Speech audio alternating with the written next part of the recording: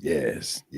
Monday night. Yes. Oh, I'm so tired of coughing and congestion. And Tired of being tired. dude, Tired of love so inspired. I think this is the first day in at least a week that I haven't been taking Dayquil like it was Skittles. Oof, rough. Just they crave the juice. Okay. Here we go. We're here. We are here. It's episode 193 of Snakes and Stogies, which is brought to you by fulvisapparel.com. Get yourself a hat, get yourself a shirt like the one Phil is wearing. I'm wearing a hoodie. We're both wearing hats, but I've not put these on the site yet. This is a Chondro hat. I can't take it off because of my headphones. But planning on adding these at some point here soon. Excellent. But fulvisapparel.com, give it a follow. Facebook, Instagram. Use code THN at checkout. That is 15% off your order. That is the exclusive promo code that you will not hear anywhere else, and it is just for you fine folks that listen, watch, and generally support the show. BlackBoxCages.com. You need a rack, you need a cage. BlackBox Cages is all the rage. You're shopping around. Again, tax season's coming up here soon. You know you need a new rack. You need a new cage. Need maybe both. Hop on over, blackboxcages.com, shop around, see what they have, see all the awesome customization options. If you're near North Georgia, within a reasonable drive, there's a pickup option. So save on shipping, get even more bang for your buck.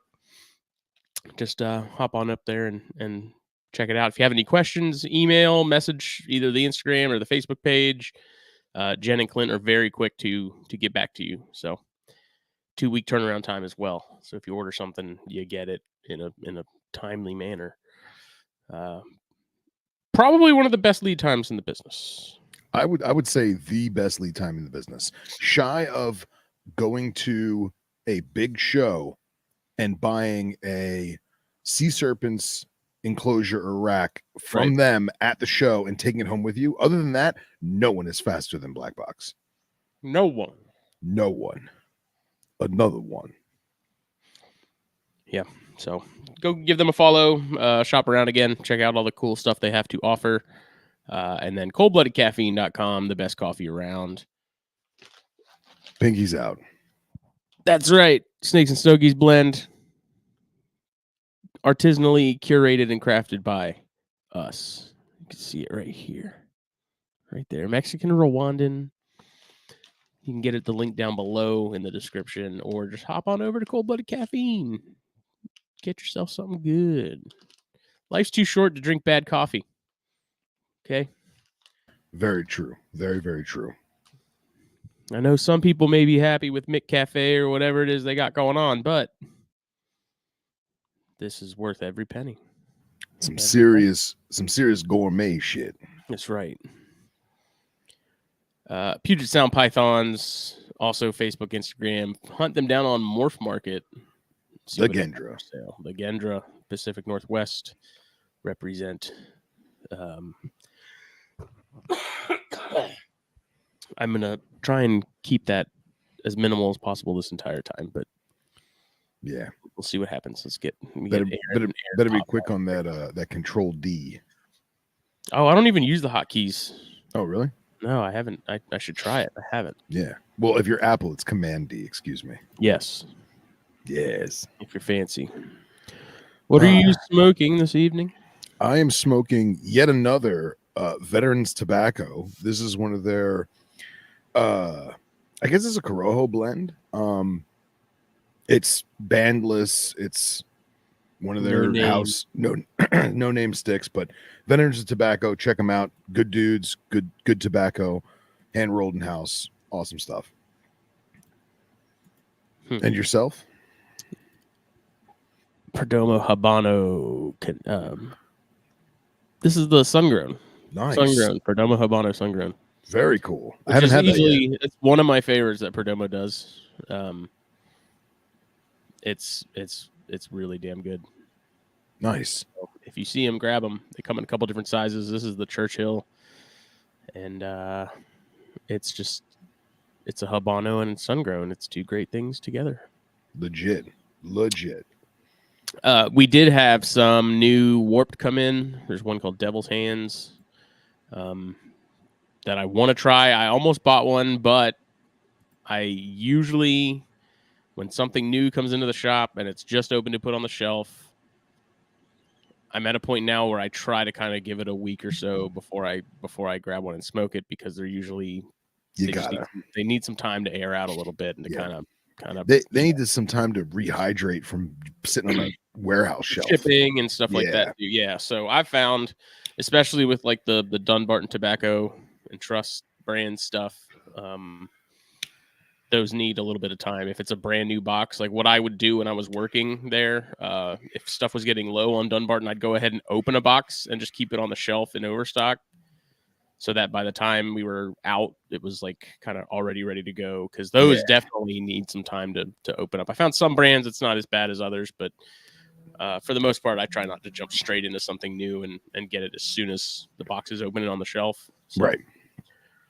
Yeah, don't be fooled by your local tobacconist or local, cigar shop clerk who says, "Oh man, I just opened a fresh box for you." I might not go for it.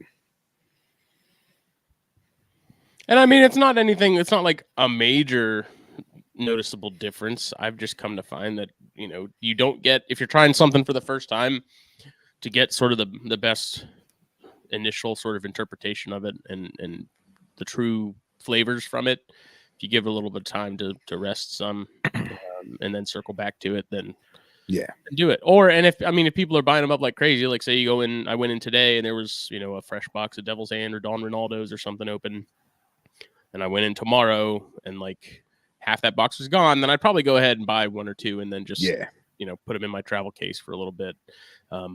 Even though half the time, honestly, I'll bring home cigars. I usually have one or two with me. I don't even put them in a case. I just leave them out. I let mine get a little drier. Yeah. And also, there's a huge difference between the shop clerk saying, "Hey, let me open a fresh box for you," and he gets it from like the top rack inside the humidor, like like the upper storage, or they leave the humidor and go into like the back warehouse or whatever. Huge difference. Yeah. And it's just because, you're going to deal with, so it's the same thing as when they're in production. They have them in these giant fermenting piles that are, the size of a freaking car for an extended period of time before they get rolled and sorted and things like that, with the raw tobaccos at least. And so you get like an off-gassing. So there's like going to be ammonia and there's going to be these things that occur during that whole process. And it doesn't stop once the cigar is rolled and made. Like in the box, like you're still going to have some of that happening.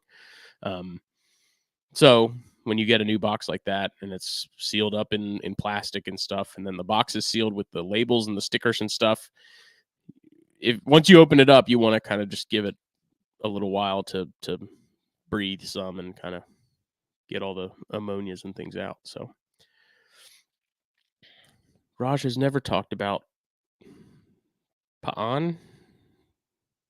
Pan. I don't know. He's not.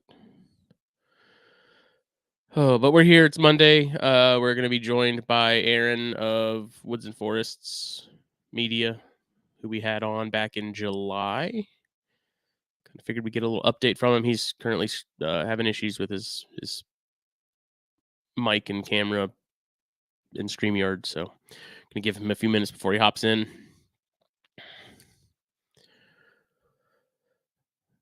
I don't know. I like kaju though. I'll eat that like crazy. I don't know. Indian food for the most part doesn't do much for me. I don't know. It's not my thing. Nice nerdy headphones there, Phil. It happens. Hey, there he is. Wow, I'm like really up close. That's not what I expected, but it worked. Want to see that shimmering face, brother? Uh-oh.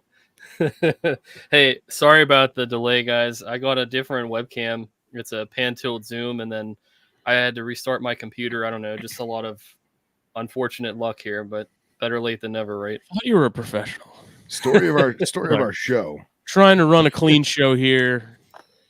Yeah, the one guy who does this like legit professionally. It's ironic, right? It just happened, but it is what it is. So now I can finally hear you guys. Excellent. I have no idea what was said 10 minutes prior, but I know I can hear you now. Oh, we were just doing our standard intro, a little tobacco talk, Cigar stuff. Yeah, I saw you holding that up. I saw you were holding the cigars up. And I'm like, oh, they're just doing advertisements right now, so it's all right. Perfect time to, figure this out. That's right. You got a solid 10 minutes to get it all sorted and ready to go. So, Jeff Frederick asked how the corn and Baird's activity is here as far as, I guess, updates and stuff. Put some corns together last night.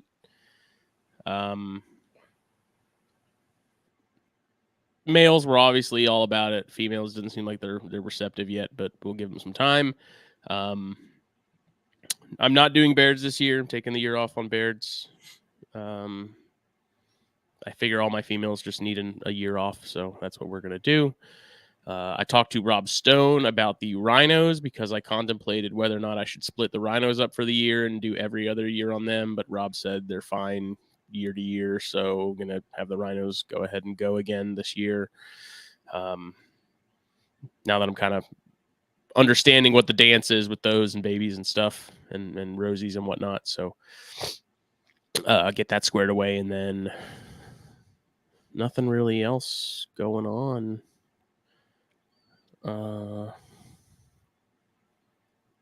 Nothing major, at least that I can think of. Everything's pretty much status quo. Same old same. That's right. Yep.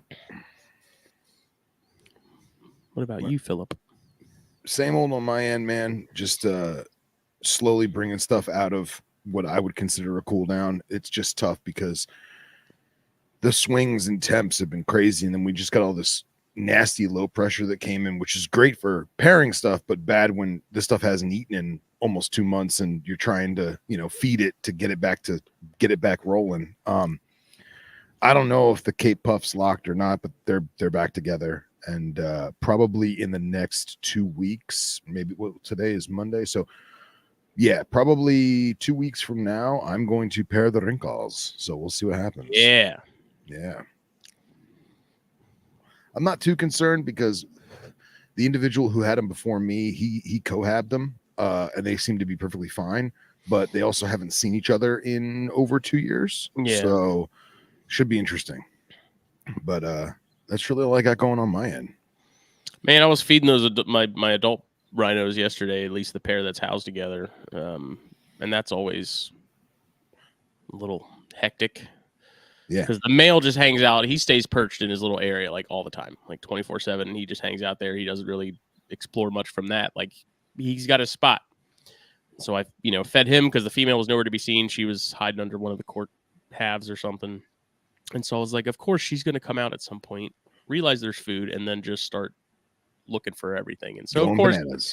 He finished eating, and she's sitting there out of the hide now, staring at him. And then she started moving, and so he started going to her, and I have to have the hook there to kind of separate him a little bit because I'm like, look, I know where this is going. You guys have played this game before. Let's not do it again. And then had to draw the female out, so she's not paying attention to him. He's now in his corner doing his thing, just staring. And then the females, she's even more psychotic with food than the males are. They're great little snakes, but good Lord, when food's in the mix, dude, they're rowdy. You know what I've been saying about doing this for a long time? I want to make or have made, and if somebody wants to steal the idea, God bless, take it, run with it, make some money, send me one for free. A giant wooden spoon, not giant, but a, say, meter long, maybe even just 2.5 foot wooden spoon with a wide, flat, almost spatula head that's kind of at an angle like a hockey stick. And that way, if you are cohabbing, you can literally put it in front of the snake's face and then feed the one. And then once you know things are cool, you can pull back and feed the other one and vice versa. I feel like you could just as easily cut a piece of plastic from like an old tub or a lid or something and attach it to a PVC pipe and do the same thing. Yeah, but I like I guess I was trying to make it not clear or not like see-through, opaque, whatever. Yeah, but like, I mean, I'm like an opaque lid, Mhm. because I'm sure we all have spare lids laying around that we have no idea what they go to. I know I do. I'm looking at least 3 of them right now. Just nut and bolt that to a piece of PVC, and then there you go. There you could do that. I kind of like the wooden spoon. I think it's more use an oar. Use an oar. Nice. That's my vote. Sometimes you gotta do that with your significant other. I wish I had a partition between me and my snacks. I was gonna say they make adult paddles, my friend. Plastic paddle and a heat gun. There you go. There you go. So, well, did I walked away for a minute because my dog was going crazy? But did we properly introduce our guest? I did. Okay, excellent. Here we are. So, did we explain to the people why we decided to have Aaron on tonight? I just said we were due for like an update. Yeah. I mean, I don't think it's not exactly 6 months since Frog Week, but we're at that like mark. July, right? Yeah. You said? Mm-hmm. So we figured we would let Aaron kind of re-up on Woods and Forest and talk about the next Frog Week and kind of see how the projects are going, the neighborhood stuff, and yeah, man. Let me just say, man, I love the podcast you guys do, and if I could be a panelist for you guys, I think I would love that, just because I like just catching up with you guys and making jokes and just having a good time, even off camera. But I'm not a reptile expert. I'm the first to say that. I'm doing a lot of field work stuff, so I'm not going to be beneficial to your audience, but in that aspect. But I just wanted to say that I love you guys, and I'm really thankful for the opportunity to be here, because you guys put out some really quality content, and I try to push you guys out to people. And I invited all the people from Woods and Forest Media to come out and check the podcast out tonight. But yeah, I really have a lot of respect for what you guys do. I think you guys are, even if you're being funny, like very professional guys here. And you guys have some projects in the works too. I mean, that magazine that you're doing, I think that deserves a lot of praise. Anybody could say they're going to do it, but to have issues and to have a solid magazine, I mean, you guys are really, you guys are doing it. There's a lot of cool stuff. So just wanted to give you guys a shout out. Thanks, man. Praise you we guys. We appreciate it sincerely. It's a labor of love. Hell yeah. How's the magazine going, though, by the way? Like, have you gotten, are you allowed? I'm sorry, I didn't mean to just kind of launch that into You ruined it. Yeah, geez, Aaron. It's going good, man. We're writing and organizing, and we decided to do it seasonally, so it's a lot less stress in terms of having a deadline and feeling obligated to pump something out. So as much as that kills some of us. Yeah, you guys have jobs, and you guys families, and trying to put together a magazine, run a podcast. There's a lot of work there. Yeah, man. The deadline thing. I'm the type that I gotta have that. I gotta have the finish line in sight. Otherwise, I'm just gonna casually stroll my way there. But that's okay. Might get it done in a week. Might get it done in a year. No one really knows. We'll see. Well, I gotta get some issues to you as well. I gotta write some out. I just haven't lately. There we go. That's the man right there. There we go. Family episode tonight, huh? But yeah, I would love to sit down and write some of this stuff out for you guys as well, to publish what's going on in the big tank, and then about Frog Week down the road. Just been craziness, but we'll get into that tonight. I'm really excited to be on here and just talking with you guys. Well, you want to give us a recap of Woods and Forest, and are you still doing just Woods and Forest and then Woods and Forest Media, or you just kind of combined it all to one? So I'm not sure. I know a lot of your followers have reached out to me actually from doing the last podcast, so I could be very well talking to people that watch my content as well. So I'm sorry if there's redundancy, but I am the president of the nonprofit PA Woods and Forests, and we just found out we're 501c3 in late summer after Frog Week. Our main project that we've done is a conservation project for the past 6 years where I go out and I do road rescues and I'll rehabilitate animals, taking them to wildlife rehabilitation centers, and maybe we can get them back in the wild, or they'll be an ambassador animal. I also I've documented some regional, like, novel discoveries for different counties in Pennsylvania. I'm a current graduate student at Indiana University of Pennsylvania.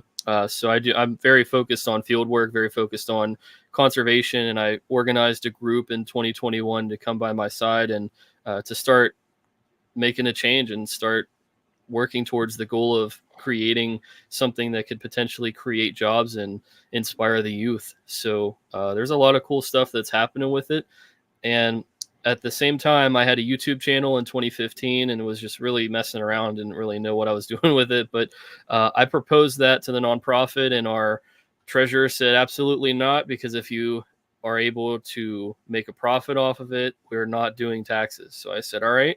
In 2022, I said, we'll just completely separate them out legally, and then we can be a beneficiary to filming content for the nonprofit. So Woods and Forests Media is my YouTube channel, my Instagram, website, and then we're also getting into surveying work and freelance drone videography. So the media brand focuses on filming for the nonprofit, but they're legally separate. I guess that's the best way to describe I've heard getting the 501(c)(3) thing is real tough. Like, it's not an easy process, and I'm sure there's been plenty of people over the course of history that have abused that whole status and things, and they're the reason that it's been made difficult for people. I mean, is it really that tough? I don't know. I've heard mixed things. I've had some people tell me it really wasn't that horrible of a process. I've had other people tell me it's fairly nightmarish. Well, I'm sure there's some people here that are very fascinated to know that. And our attorney had told us it would take a lot of time, and it's like a 27-page thing, and very tedious type work.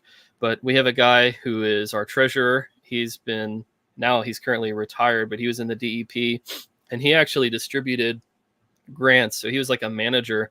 He's like, I'll do it. He's like, yeah, give it to me for a day. So he took it on, he finished it in a day, and he got it approved. So that guy's a legend. Shout out to Malcolm, our treasurer for PA Woods and Forests. That's awesome.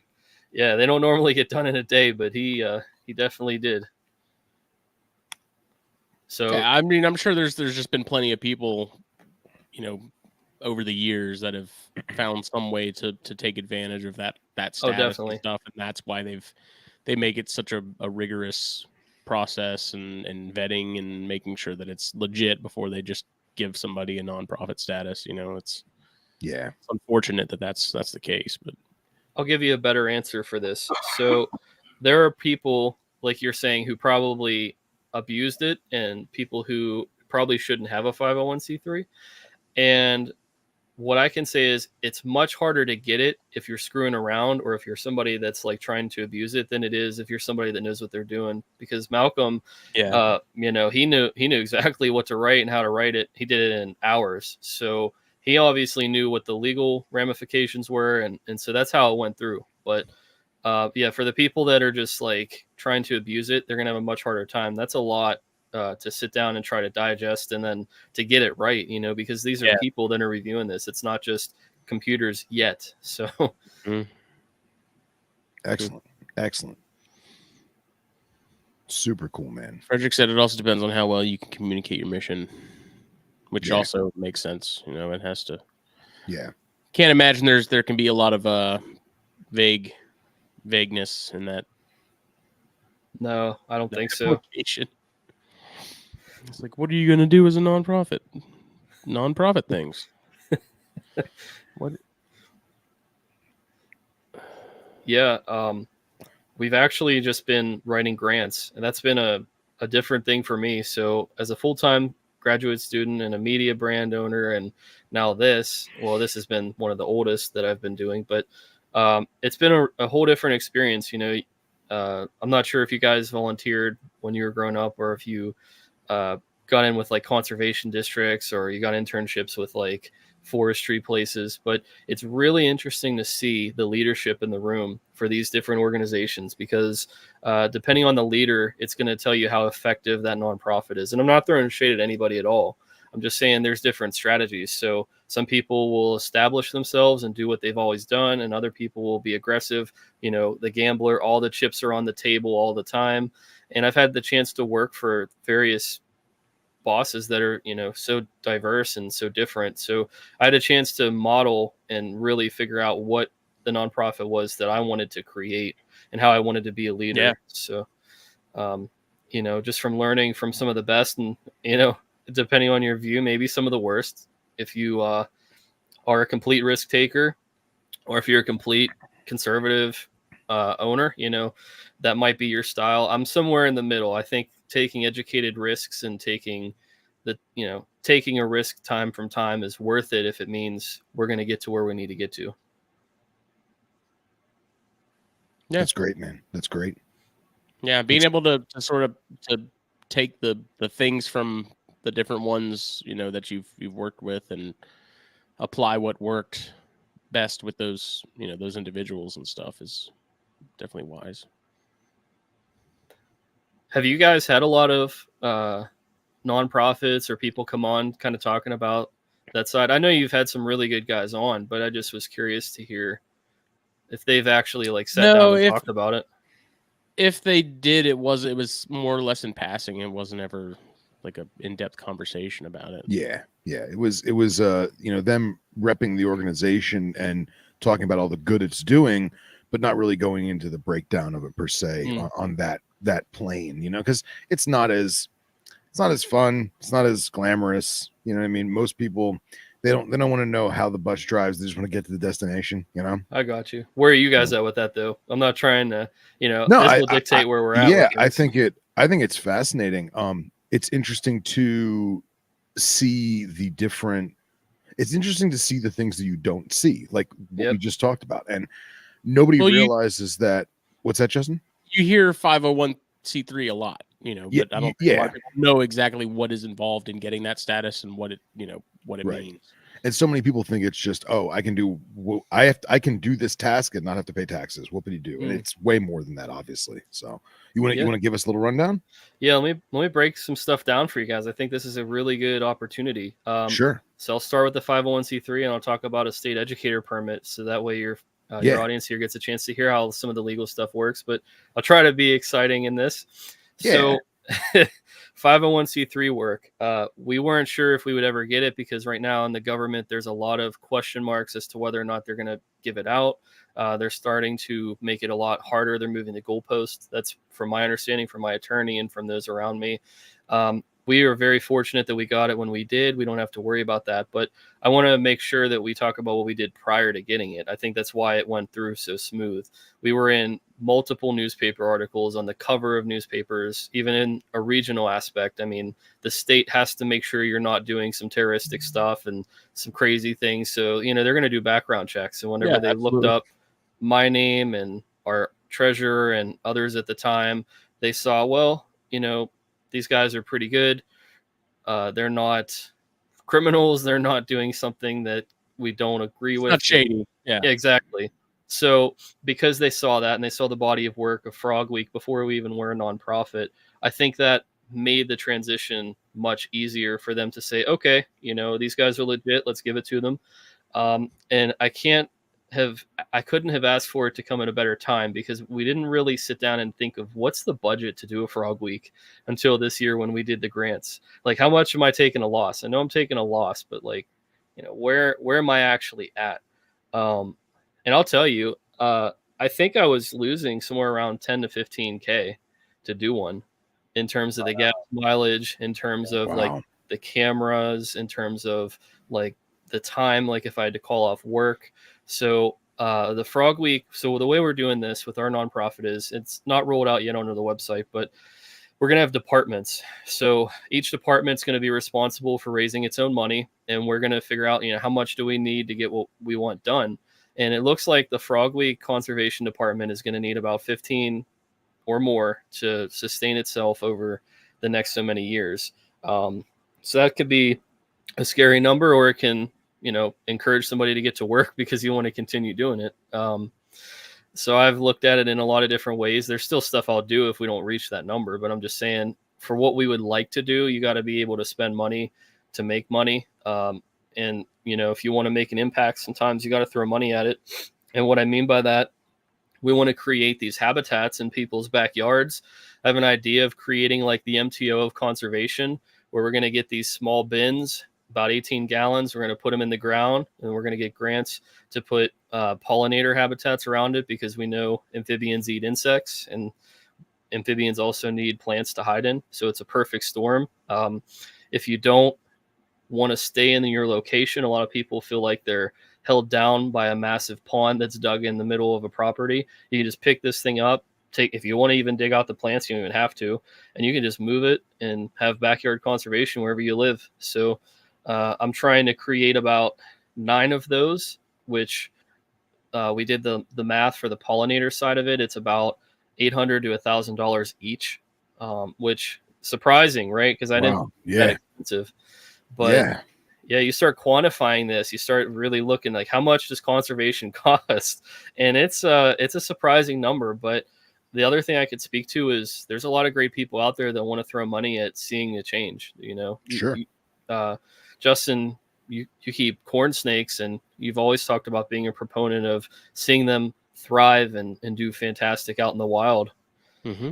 I mean, that's the same thing if you would start a conservation project to go out and, do conservation work, whether it be creating habitat, or I don't know how deep you'd have to get into it for the breeding side of things, but there's a lot of cool stuff that can come out of it. And, you do it for the animals. Go ahead. I'm actually really curious to hear, talk about the survey stuff a little bit, because I've been curious about that myself, and as far as here on the island, and what's involved in that. But we can get into that in a bit. Yeah, I'd love to hear what you're doing and different things as well. So I think that's a good way to just talk about a little bit what's going on. The other thing is, I also have a state educator permit, which allows me to take in some of the rescued animals that we find on the road, or that I find in pots at plant nurseries or whatever. There was a toad over the fall break. It was about a $4,000 wrist surgery. So that was something that ran me pretty dry for a while, because it was nuts. Yeah. So think about this though. This is going to be kind of funny to think. What are the odds in the middle of October, a male American toad just wounded in the middle of the road is found by the guy who's been building like the biggest, most advanced American toad habitat, and who's literally looking for toads to take in, but only if they need help. And not only does he inherit this habitat at some point once he's cleared of worms, but he also gets the benefit of getting the surgery to survive and get his wrist it broke in 2 places. And man, it was a wild situation, just trying to get him to reheal. But anyway, so yeah, that's what the educator permit is meant for. It's not meant for people to go get a 5-gallon bucket, scoop up all the frogs, and then put them in a 5-gallon tank and say, all right, here we have it. Yeah. It's meant for that kind of work. Like, you're actually going to take care of them, put that kind of money into them, and give them as good of a habitat as you can, just like you guys are doing with your fantastic care with the snakes and all the reptiles you guys are keeping. We should be aiming at that level. Well said, man. That's incredible.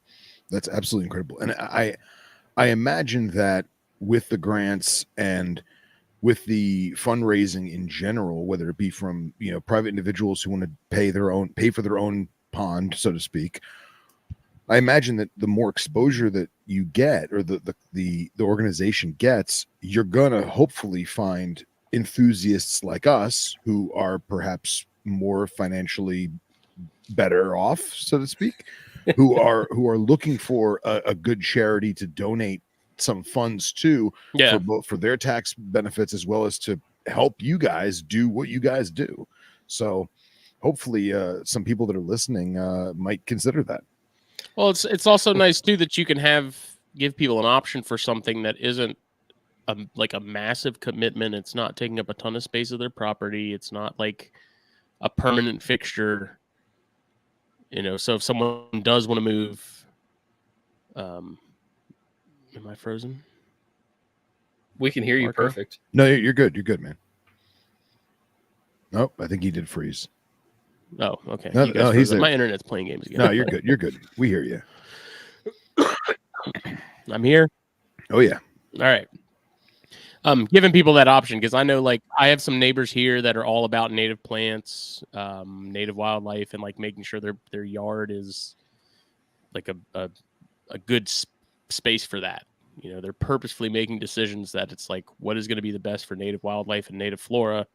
My wife, she's been interested in planting wildflowers and stuff in our backyard to attract bees. And, there was a guy here who I guess does like apiaries. And so you paid him a certain amount. He would come out and set up the hive and stuff for free. And then monthly you would pay him however much to come and like maintain it. Which is a really cool concept. I thought it was neat. I think, what he was wanting for it seemed kind of steep. I don't remember exactly what it was off the top of my head, but for someone who wants to get into that kind of thing and help out, but also doesn't want to necessarily be involved in having to maintain and handle something like that, it's a cool option. And it seems like people are more interested in that kind of stuff now than ever, Mm-hmm. Yeah, So, very much so. I'm not trying to put your friend for the bee apiaries out of business, but one of the best things that you could also do is you could look at like solitary bees. They are significantly cheaper. They pollinate much faster and they're much more peaceful.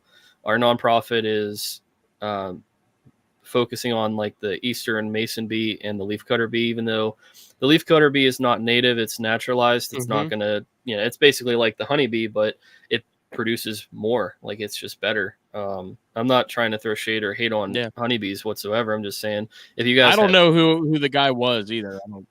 So like if you guys have just someone that Katie happened to come across. Yeah, like families and stuff, like old people, like they don't have to worry about getting stung by these bees. And that's a different department that we just started, actually, was pollinators. And the leafcutter bee is going to be basically our mascot. We got the monarch butterfly, the painted lady butterfly. And let me explain a little bit more too. So not only are we trying to put in these habitats for frogs and these pollinator gardens around them, I'm hoping that some of these places, because I'm working with landowners for this, I would love to get a T-post, and I'd love to put a trail cam in and get video of the animals coming and like literally getting their calls and seeing them hopping around and see who we actually brought to these habitats. And then the other side of things, I'm also hoping that I can get weather stations like I have at my house, so that way we can figure out in these different locations, these microclimates, who had a drought this year and who didn't, and how can we report that to the people that are following us for the native ecology in our area. Yeah, that'd be fantastic. Even if you got some kind of program where you had a small covered box that you could put like a govee in, and just have a govee at every single guy's station, or people's stations, and once a week they walk over and download the data, and then send it to you, or however. I think that'd be fantastic. That's going to be one of the interesting parts for Frog Week this year, if we're able to get that, because I believe we're going to put in habitats, but I'm not sure how in depth they're going to be this year. It might literally just be, planting the seed, and then we come back next year and the year after, and we really see what's going on. But, I'm really hopeful that we can get more trail cams, because I think that's going to be special for a lot of people. You use them for hunting all the time, and I know people are starting to use them to measure like the floodplains to see if, how I guess deep a river or creek is getting before it gets to that level of flooding. And why can't we use that for amphibians that make sound and hop around? They're the least suspecting of anything that we're going to be filming them like that. Yeah. I have two questions on that same topic. So, not to sound shady, but a lot of times when there are non-for-profit organizations that are providing something to a homeowner or a homesteader or a landowner, there is a tax benefit to that or a write-off to that. Is having one of the ponds in the yard something that in the future might develop into that? Like they get a tax refund or something because they have like a micro conservancy on their property? No, I don't Okay. know. I don't know how politically correct this will be to say, but but I have never thought about giving people a tax break, especially because we're going to be the ones going out to manage this. Like we're doing the work, Okay. they're providing the location. So I don't know what that would mean. Like that's Well, I the was just first time thinking, I've ever thought about I that. thought But it's an incentive for the yeah, person. It's more of an incentive for the person to put it on their property. yeah. Yeah. I think, yeah, I get what you're saying. That might be a good tactic for like stingy landowners that don't necessarily want one. Um, I'll explain to the viewers too. The reason why I'm going after landowners is because you have so much conservation happening in the state parks and the game lands and all of the state forests and all of the protected areas. You've got most states are the DNR, and Pennsylvania it's the DCNR. But we have like our game commission, or places of wildlife commission. So nobody is looking for these creatures on private property, but it's one of the highest conservation needs is to create corridors. So if we start creating frog ponds and pollinator gardens along forests and suburban neighborhoods, now we're creating an opportunity for wildlife. Even let's say in areas where there's heavy drought, the deer won't die because they're going to go to these ponds and they're going to drink from it. So we're going to be doing a lot more than just having some a couple frogs come to your house and croaking and some bees flying around. It's going to be a lot more in depth than that. But no, it's not for tax write-offs, at least at the moment. It's all been very sincere because it's people I work with, and I'll Right. invite them to the board meeting. But no, that's a good opportunity. I just wanted to make sure people don't think that we're doing stuff with like tax incentives. I want it to be as genuine as possible. Yeah, I just know there's a lot of guys, there's a lot of people in my area that they live in the urban area or the suburban area, and they own large parcels of rural land, whether it be just as like a getaway cabin, or they're hunters, or they're just rich people with land, Or they're who just knows. smart. Yeah. And but they're very, very apprehensive to let any kind of state or science official onto their property, because they're afraid that the state or the scientists are going to find something, and then they're going to lose their land. They're going to take it, steal it, annex it, whatever. I actually have a client from work years past who he had a ton of trail cams on his property and wound up having an entire like 8 or 9 family unit of Florida Panthers on his land. Wow. And he would like go out every Saturday, and he'd pull all the memory cards out of these trail cams, and he had videos of like mom teaching the cubs how to hunt, and like mom taking down wild pigs on the property, and all this crazy communal family unit Florida Panther stuff. And he sent all the videos and all the pictures to the state, and the state tried so hard to get people on his property, and he just denied them because he knew that if they did, they would do everything in their power to take it from him.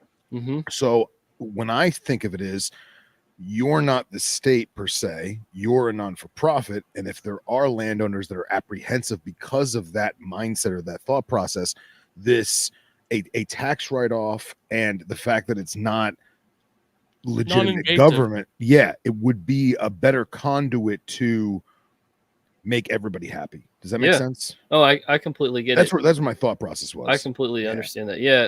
And I think you're exactly right. We are trying to work with people, and we are not the state, but you brought up a couple of good points here. So this is something that I've talked about with our board. How do you appeal to everybody, the Democrats and the Republicans? How do you appeal to the politicians and the business owners?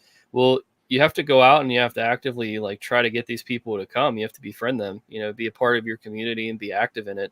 And we actually had a county commissioner that has been a big supporter of what we do. And a lot of the guys, he's a Democrat. A lot of the guys are Republicans, but he's out there with us. we're having a good time. I think we're in a place where we're moderate. We can bring people together because people from the state can respect what we're doing, but also the community as a whole understands, like, hey, this is just a kid who is going to school that wants to see the best for these animals. Like, he's not out here trying to poach land from us or trying to do anything like shady.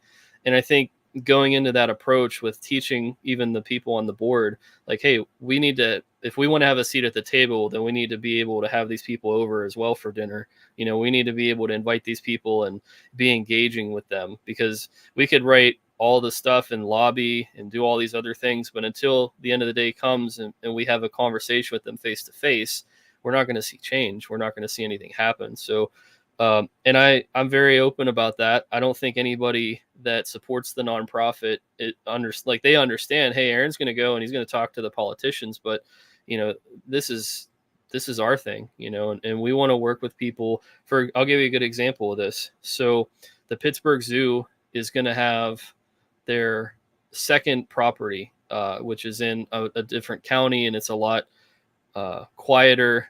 It's just more woodland and stuff like that. If we would go out there and we would find something that's more rare, we're going to help the Pittsburgh Zoo take care of it. We're not bringing in some type of government agency to take their land. It's by the blessing of the property owner that we're there. And I'm not really sure all the legal aspects of what the state can do if it's on private property, but we're not trying to infringe on anybody's rights. We're just trying to create an opportunity for an animal that these people might have to continue to live and, hopefully teach a sense of stewardship while they get the chance to enjoy it. Yeah, that's fantastic. A great term, stewardship. I love it. Are you guys teaming up with any like master naturalist programs or anything like that? That's a good question. Right now, I have somebody who is the head of the pollinator department. She's a master gardener. I know Penn State Extension is massive in our state for creating master gardeners and naturalists and things like that. Right now, we haven't had that opportunity. I haven't specifically sought them out to teach classes or to join it. For me, I guess I'd have to think, like, if I get a graduate degree in biology and I'm doing all this stuff in the field, like, I could go and get one of those. But at the end of the day, I would rather see if we could pay for other people to go do it if they wanted to from the nonprofit. I'd rather see that. Like, I'm trying to be a team player for the people on my team, where if they want to go do something, I want to find money to enable that, I guess is the best way to put it, whenever it comes to giving back to the nonprofit. Sure. But no, I haven't had any talks with anybody as of right now, but that's not really the approach we're trying to take. We're actually trying to go after the zoos. We want to get a presence working with like the Fish and Boat Commission, with the zoos and like other conservation districts and non-profit organizations. So we're trying to approach, I guess, I don't want to say this with any disrespect, but like, we're trying to approach much larger markets right now with the zoos and stuff like that. Yeah. And Jeff Frederick has a great point that I didn't even click in my head. He was saying, get waterfowl hunters on board. Many of them are conservation minded, yet conservative politically. And that's something I was going to ask too, is we think of organizations like Frog Watch, and then you also have on the complete other side of it, Ducks Unlimited and the National Wild Turkey Federation. I think it'd be awesome if you could get in with like Ducks Unlimited or National Wild Turkey Federation, because they have got so much extra land that they've acquired for legitimate conservation, and nobody loves animals more than hunters, whether people want to admit to it or not. So if you want to talk about bigger things like zoo organizations and AZA and stuff like that, that's awesome. But I also feel like if you did reach out to some of those hunter or outdoorsman companies or organizations, I mean, even if you linked up with it's Backwoods. No, what is it? Now I can't remember. Damn it! It's so organizations like Mountain Goat Society, and why can't I Backcountry Out? I'll remember and I'll send it to you. But they're basically based out of big sky country, Montana, North Dakota, South Dakota, and it's all preserving prairie and wetlands and mountain goat habitat. And I feel like getting in with organizations like that like Jeff said, that are conservation through and through, but also very conservative in that regard on political scale, that may have just another venue to go through it. Yeah. Sorry if I was rambling on that one. No. I would love to connect with these places. I don't have any problem with that. The only thing is right now, though, I want to make sure that we are as attractive as we can be, because I feel like we might need to do a little bit more realistically, I think, before we approach somebody like that. I'm not dissing where we're at, but I want to make sure. I think after we go through another season and we get a little bit more, I think that might be the best time to approach some of these bigger places like that, because some of these places are gonna say, well, who are you? Whereas we go through another season, I start getting come back and say, who are you? Yeah. Yeah. But, I really think that we need to go through one more year before we go after some of the bigger names. But no, Phil, you're right on. And that's where we need to be. We need to be trying to reach those people because hunters already have a seat at the table with a lot. They dictate a lot of what habitats get saved and where the money gets spent. But there's no issues with frogs and with hunters. So, I mean, yeah.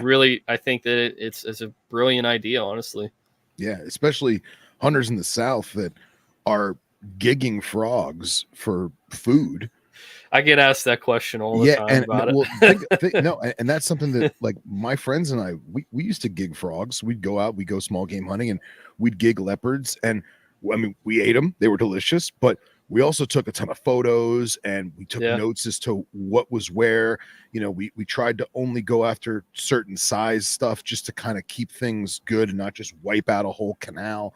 But things like that people in our community don't necessarily always think about or even know about. I think that's a great venue. And I found it on my Instagram. It's Backcountry Hunters and Anglers.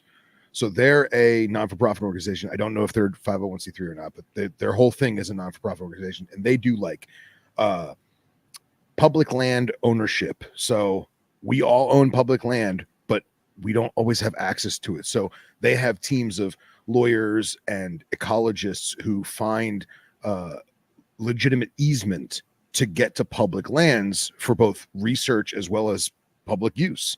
And a company like them, they're out west. I know they have, facilities in the East Coast, but getting in with something like that, or even some kind of affiliate in some way, or some kind of co-project or something, I feel like could be more beneficial, even just on a marketing level, just to raise exposure. Definitely.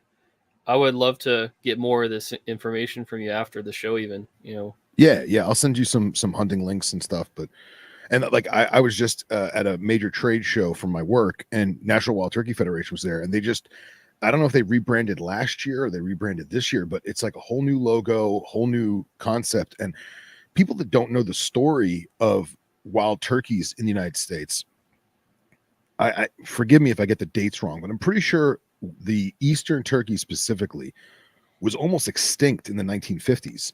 And a bunch of hunters got together and said, hey, we want to preserve this bird, both for, wildlife and nature and the balance of nature and the balance of ecology, but we also like shooting them and eating them. So let's start this organization to get property and seed it and plant it and, make artificial roosts and plant oak trees so that these birds have a place to raise their poults, as you say. And they brought eastern turkeys back from extinction. And I mean, we were the cause of it, whether it be deforestation or overhunting or land development or whatever. Thanksgiving. Thanksgiving, right?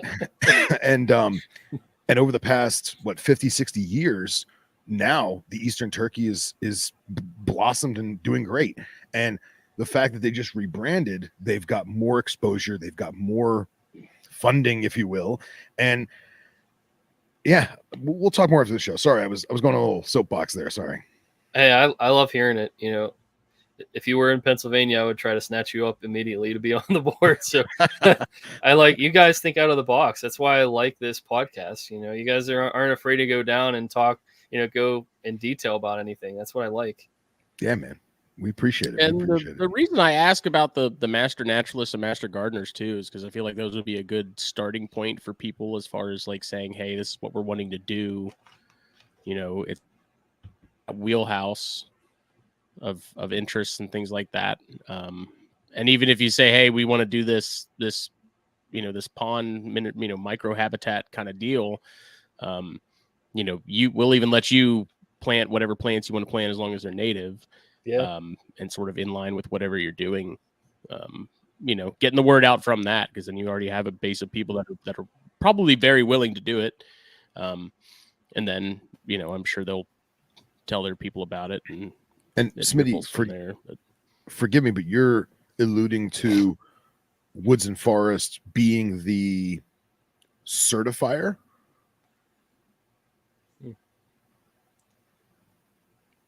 Being the what? You broke up. Oh, it's the thing's lagging on me. No, I was saying you were alluding to Woods and Forest possibly being the certifier or of this, master class or whatever.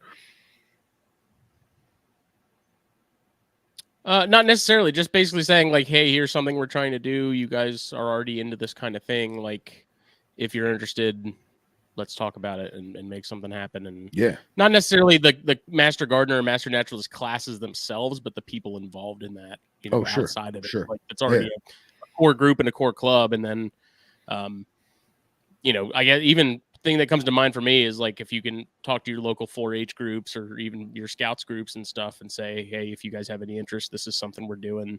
It'd be a good thing to get. Yeah, I think it's a great idea. Is my internet lagging, or am I good? Am I good this time? I think no. It's 100% mine. It's mine. Okay. Harder playing their week games with me. Yeah, and I know we had brought up Frogwatch before. Excuse me, and I know they do I don't want to call it a certification, but you take their class, they teach you how to use the software, they want you to go out in the field and record calls or try and, obviously iNaturalist, now they have frog and toad calls on iNaturalist, which is crazy to me. I love it. But is that something that you would want to possibly do a collaboration with something like them, or is that too often left field? I think that Frogwatch is fantastic with what they do. I think that they're incredible. Now, I have not partnered with them. I know we have a board member up in Erie who work with the zoo up there, and there's potential that if I return to Erie at some point to go looking for northern leopard frogs at one of the state parks, that we could get in because of Frogwatch, because of their blessing, because of the work we're trying to do. So no, I think they're fantastic, and I would love to get a contact and reach out to them and talk to them, because I think we have a way to complement each other. We could very well create a database and show where a radius of different amphibians are existing. If we want to just say frogs, we could show where however many of the species that we're focusing on exist, like maybe even showcase their abundance. And with the drone imagery, we could show habitat, like if it's declining or if it's improving, like what enhancements are being made. So I would be very open to working with Frogwatch. I think the problem is right now we don't have enough people that are able to go and make these types of business conversations. So it limits what we could do. If I wasn't a grad student full time, I think it would work out where I could just be on the phone all day making these, because that's a lot of what it is. But and I like that. I'm fine with being a businessman for this nonprofit, like being a promoter. You got to hype it up, and I would love to sit in those meetings and talk with those people. But at the moment, I'm not if I got them contacting me first, that's a whole different ballgame. Obviously, I'm not saying I'm that important. They need to worry about me, but yeah. That's great, man. On this, I don't know if this is shifting gears or not. I know Smitty went to go redo his router, but you had shown us in the past the improvised ponds and how you plant the grasses and basically like the startup of it. Is there any designs in the woodworks for a similar concept that's maybe catered more towards toads specifically or salamander species specifically? You know, is there thoughts in the pipeline for, okay, we want to have more tiger salamanders? You know, how do we bring back tiger salamanders to this suburban neighborhood, right? Is there any ideas or plans for the next type of micro backyard conservation? That's a great question. So it's going to be, if anything, so to give the viewers some context, I'm in a region of southwestern Pennsylvania where we're in the mountains, and the eastern gray tree frog, ironically enough, as it's usually very common, is very hard to find. And we were the first to document it in 2 counties in high elevation, which really flipped the script on what we thought about it in the state, being more of a valley species. With it now being known to exist in the mountains, I want to create habitat and see if we can draw it out, because where they're reproducing, I don't personally believe in 2 of the 3 populations is sustainable, because we found them where they have just done timber harvesting, and they're giant cavities in the ground, and the grass is regrowing and stuff, and there's manure all over the place. So that's seeping into the pools of water and not helping them in any way. So what I would like to do, and what I'm trying to accomplish for this year, is putting in the habitat and seeing if we can draw them out, because the first target species was the wood frog in suburban neighborhoods. So trying to get a wood frog to show up in a place where there's no tree canopy, no cover, is almost like finding a needle in a haystack. They typically, from research, don't try to do that. They're not trying to cross streets and go in backyards unless you live next to the woods. So I'd spent a few years in research, and I understood what the risks were. You could reintroduce green frogs or newts, and that's what eats wood frogs and others. So thankfully, from my house being the prototype, we were able to get multiple generations now, 3 years worth of egg clutches from wood frogs, and we've created an area that they feel safe in, and I'm very thankful for that. But now I want to see, what about the other target species? So the eastern gray tree frog would make sense to be next, because it's one of our biggest discoveries. So we're going through the process right now to figure out what shrubs are native and what plants are native, because think about it, the gray tree frogs are going to be relying on shrubs, not wildflowers, to feel safe when they're coming down to call. So we want to make sure we have some type of shrubs in the area, and then we also want to make sure that bees are there, because tree frogs are probably going to go after bees and stuff that's landing really close to where they're sleeping. At least that's from what a lot of the literature says, that they go after stuff in their trees. Makes a lot of sense. So if they come down and they're nesting in a bush to sleep the day away, then good chance that we will see them interacting in the habitats. But the only way we'll really prove this proof of concept is if we build it and they come. Yeah, man, that's awesome. And how do they? I find it fascinating, because when you think of tree frogs, you don't think of higher altitude, semi-montane, cold weather, northeastern amphibians. So are they wintering inside the tree bark? Do they have a particular type of tree that they winter in? You'd mentioned them coming down into the scrub bushes and stuff for breeding and feeding in certain times of the year. But what, and again, if I'm pushing too far and this is kind of top secret stuff, stop me. But what are some of the ideas of how to make for lack of a better word, a bat box for your gray tree frogs? Yeah, that's a great question. And you're definitely not pushing too far. I would like to throw this out there. In a way, you could say that we're cheating because we know they're already there. So it would be a whole different ball game if I just decided to go out in the middle of nowhere and say, I'm going to put a habitat here, and they show up. That would be, first, it would be lucky. And second, it would be like, okay, that's pretty special. But for this situation, we know where they're at, and we're trying to build habitat adjacent to where they breed to try and persuade them that, hey, we have something better for you to breed in, rather than these random puddles that you're exposed in the middle of a field. Because even though they blend in perfectly on the ground with they could change color, so they turn green to blend in with all the grass, just the act of moving through. It seems like raccoons are a tough. major predator to them. So how could we Yeah. provide them some type of cover? I'm thinking it has to do with, the shrubs, because if they get high enough up and it's in a smaller shrub, yeah, maybe the raccoon gets lucky and it figures out how to bend the branch or something. But is that really going to happen all the time? Yeah. Yeah. So I think the shrubs are a safe place, and then the more vegetation around them that they can hide in is another key to it. Uh, but I think honestly, there's two different aspects to creating the habitat that aren't dangerous to give away at all. I think the first one, it's not scientifically proven yet, but I could potentially go this way in research after I graduate. To give you an example of this, American toads try to avoid reproducing where wood frogs are, where their tadpoles are, because the wood frog tadpoles eat the toad tadpoles. Oh, wow. Well, the same is true for gray tree frogs. So where the American toads usually reproduce is where you find where the gray tree frogs reproduce, because the toads have already deemed it safe. So toad and gray tree frog tadpoles are both not carnivores. They eat vegetation. They won't eat each other generally unless they die. But in creating a habitat, we have to manage what happens if wood frogs show up, since I've proven that it's a good wood frog habitat.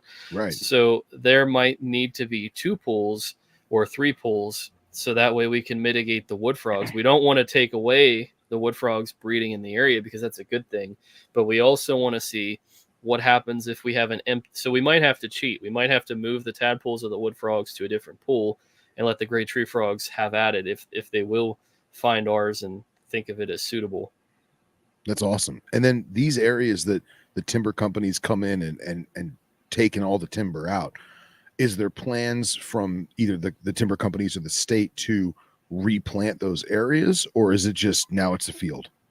It's a good question. I don't know if it's it's kind of funny, because some of the habitat that I'm doing stuff with the frogs is wait and see type work, where they've done timber harvesting, or they've done, like, I forget me what it's called, but it's like the top of the surface mining, I guess is what it's called, for coal.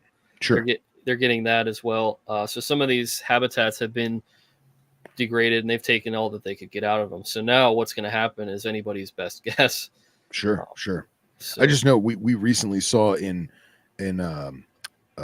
Osceola National Forest, there is a ton of timber harvest and tons of logging, and some of the areas they replanted and some of the areas they didn't, and you could see that it's been 8, 9, 10 years, whatever it is, and you're starting to get these little 4-foot trees that are just naturally coming in, and that's awesome. But if you do it too much, you're not gonna have enough time to do, like, as of right now, there's still enough forest for species to have an easement or corner jumping, so to speak, where they can still traverse and go from wood patch to wood patch to wood patch and kind of avoid these stripped out areas.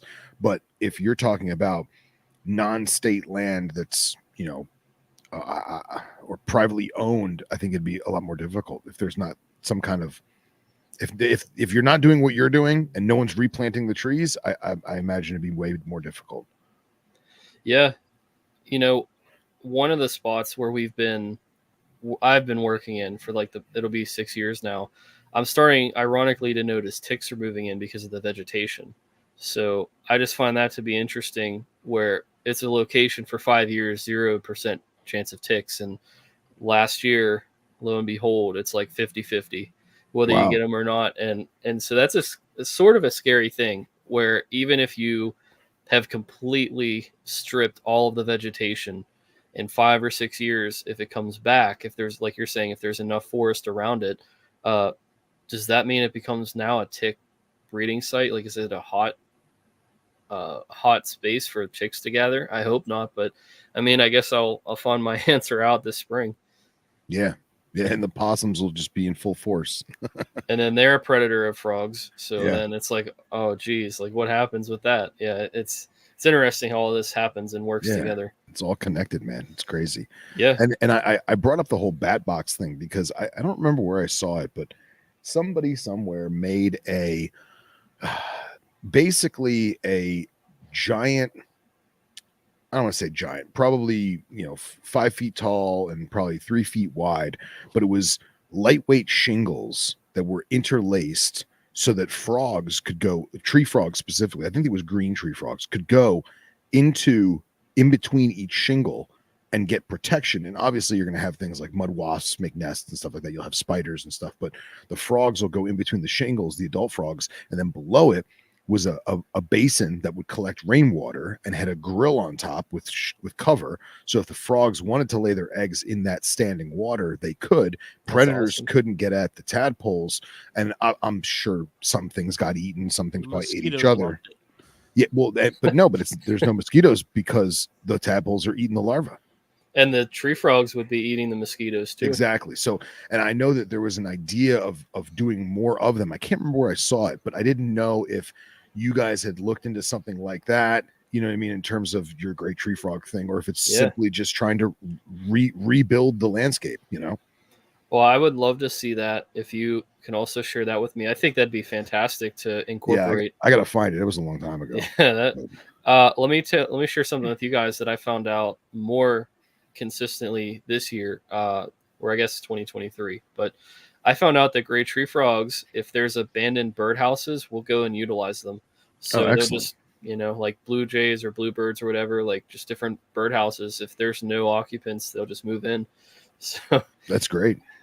yeah, I didn't. So I read about it on different forums. I was just scanning the internet late at night and was like, I wonder about this topic. So it's funny. I found all these different comments. It's far and few, but whenever you see the gray tree frogs doing it, it's well documented in these comments of some of these forums.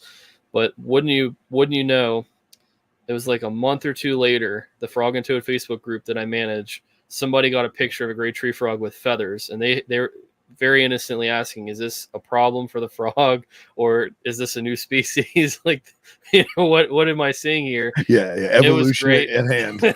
Yeah, it's like a pterodactyl frog. Yeah. yeah. But yeah, The frogs are flying. It's happening. Yeah. What are the odds though that I just, that's the first Yeah. time in years that somebody posts a picture like that. I have not seen it on our group, and I just thought that was awesome that, I'm searching for an answer and it's like, look, here it is. Like they do it. It may not be like as common, but some frogs are pretty clever and they figure it out. Sure. It reminds me of you see those white tree frogs in Australia where someone has like an old outhouse and they go in the outhouse and they lift up the toilet tank and there's just like 500 adult white tree frogs just living in the toilet tank. I've seen down in your area, isn't it, Cuban tree frogs will hide in chimes and stuff? Oh yeah, sure. Yeah. I mean, the Cubans They'll are hole up everywhere. at anything. Yeah. Then there's like 2 or 3 that are outside of my fiance's porch, and I try to get close enough to get good photos to see if I can like tell which ones are which, because there's like 3 or 4 of them, 3 or 4 adults that are there. But it's also fascinating because these certain tree frog species, there's no standing water locally to her porch. I mean, the closest body of water is probably maybe 200 yards away. So it makes you wonder, where is the standing water? Are they using the gutters? Is it the pan at the bottom of the gutter? Is it under the gutters? So very fascinating. I think too, what would be funny is these weather stations. They have these like little cups. They almost look like a funnel, and they're just a little bit elevated. I'm not sure that they're elevated enough for a tree frog to get in, but if it just happened to push it and figure out that it could get underneath, I mean, it could possibly even create a habitat where they could hide in the weather station and we would never know. Oh, sure. Yeah, I remember when I was in college, there was a weather thing on the side of the building, and they had like the graduated cylinders so you'd visually go out every day and look at how much water was in there, twice a day or 3 times a day. And it's all students doing it, so college didn't care. But you never saw any kind of bugs or frogs or anything in them because they're just sitting in the sun, and it's just this hot, this very, very warm glass of rainwater. And I imagine that the stations but you have are very different from that, but we never had any of that stuff down by me. Yeah, underneath. So it's almost like my cup here. Let me see. There's my camera. It's not even following me. Paid all this money. And, hold on a second. Track me. What flavor is that? Yeah, there we go. There we go. That's why I paid all the money for this camera. Now I'm gonna give everybody It's Blair epilepsy Witchy. there. Yeah. Yeah, right. This is Glacier Freeze. Oh yeah, that's a good one. All right, Gatorade sponsor these guys. Now, Hey, that cucumber lime flavor is the bomb. let's get Gatorade to sponsor you guys. Yeah, right. If only. That'd be sweet. So anyway, I was talking about this as an example. So think of it like this. Oh wait, there we go. Okay, yeah, it just like went away from me. Maybe I shouldn't have asked it to track me. Might be a ghost in there or something, dude. There could be. So you set the lid right on top. Okay, and imagine a hole in the lid, so it would funnel in, and we would be able to track how much water is running through. So there's like a compartment here where all of the technology is, and it's shaded. It's very dark. And before we got a frost, I saw spiders, earwigs, and moths, and everything was Wow. sleeping in there, just hiding from the frost. So Yeah. if they could get in and they could find it, I'm thinking, well, maybe a gray tree frog could too. Sure. Absolutely. Absolutely. With it being shaded, I mean, it's open, so the wind will move through as well. I don't know. It'll just be interesting. If we find one, I'll let you know if one Yeah. does hang out in there. Very cool. There was a little tiny green, either a green or a squirrel tree frog. I don't know exactly which one, but on like the panels for garage door openers that you type in the code and it opens it up. Yeah. It has a little cover. For weeks, there was this tiny little tree frog that lived in that thing. I don't know how he got in and out of it, honestly, because it wasn't like it stayed open all the time. Like it stayed closed. And this little tree frog, man, he was like, every time I went to open it up to go into the garage for something, like he was just hanging out in there. And it was just, it cracked me up every time because it was like nothing in there for him. But that was his, that was a spot. He's your friend. Yeah, he was hanging out with you for the day. Yeah. That's really cool. Yeah, squirrel tree frogs surprise you. I've seen them when I went on vacation down in South Carolina. It was during, even before hurricanes. You just see them hiding in the parking garages all the time. They're just, they're just funny, hiding in fences and stuff. Yeah, it's just cool to see because where I'm from, we don't have a lot of variety of tree frogs. So, you either see gray tree frogs doing stuff or you don't see anything. And in my region, like I said, they're very rare. So it's just different to hear, some of these stories. Yeah, dude, they're everywhere here. And like I've only seen 2 barking tree frogs, which are probably my favorite species that we have here just because of the size they get. That's a beautiful tree frog. They're really cool. Like yeah. I haven't found like a massive adult, but I've found some decent size ones, and they're really cool. And I actually, a couple weeks ago, when we had sort of a stint of warmer weather, I had one of the biggest greens that I've probably ever seen hanging out on my front door, on my glass door, because we keep a light on the porch. So of course, during the summer and spring months, man, there's an army of them just hanging out right under that light, zapping moths and stuff. But I really wish I found more of those barkers because they are really, really cool. Supposedly, and I believe this, they're the largest of the eastern tree frogs, like native. I know the Cubans. Oh yeah, without a doubt. Yeah, I think they could emigrate into Pennsylvania possibly. I know that sounds wild, but the USDA updated the growing zones, so I think southeastern PA, like Bucks County, is very close to the end range. I don't know if it's the green tree frog or the barking tree frog. They're both in Maryland. But one of them, I think, if things keep warming, I think one of them will become native incidentally to Pennsylvania, which would be interesting to see. How are they going to do? Whole new species to compete. I have not seen any Cubans up here yet, which is kind of surprising because I would have figured by now I would have seen at least some. But I feel like they are very much susceptible to frost. Yep. Yeah. That's what I've seen is that. Although, I don't know if you heard about this, Phil, but apparently they made their way into Texas somehow. And it's not surprising. They've been invading parts of Texas that people didn't think they could get into because of the cold. So if they get to South Carolina because they were on plants or whatever, if they hide out in a greenhouse or if they would hide out like near somebody's heat pipes, Oh, yeah. There's a possibility they could establish. Yeah, and I wouldn't doubt it it's at all. always from shipping containers. That's like that's the easiest way, you know. Mm-hmm. Definitely. We have You know, an invasive lizard here, the Italian wall lizard. Have you guys Mhm. heard about that lizard? Yep. Oh yeah, I mean, the fact that it could survive here is unbelievable. And it's also in what is it, Central Park? It's in like some of the most urban places in New York. yeah. The Italian wall They have lizard. one of the species that's on the old. It's like a the nipper's gonna kill me, but it's like a 200 or 300-year-old wall in London around the London Zoo, and there's Oh this, yeah, I remember talking yeah, about that. yeah, and there's one of the species that is just on that one wall. That's it. That's awesome. I guess I could say this too while we're at it with the nonprofit stuff. I hope that people will get a chance to see one of the most it's brutal, but it's a necessary thing that I do, and that's like road rescues. I've been trying for years to get people out and actually see what this looks like on a night. Like even if it was one night or a nightly basis for a week, like watching these animals that we care about getting hit, and becoming pancakes or just smashed. The brutality of what that looks like, and the necessity of somebody being out there, even if they're not making a tremendous difference, but still saving one or two frogs at a night, I think is still worth it.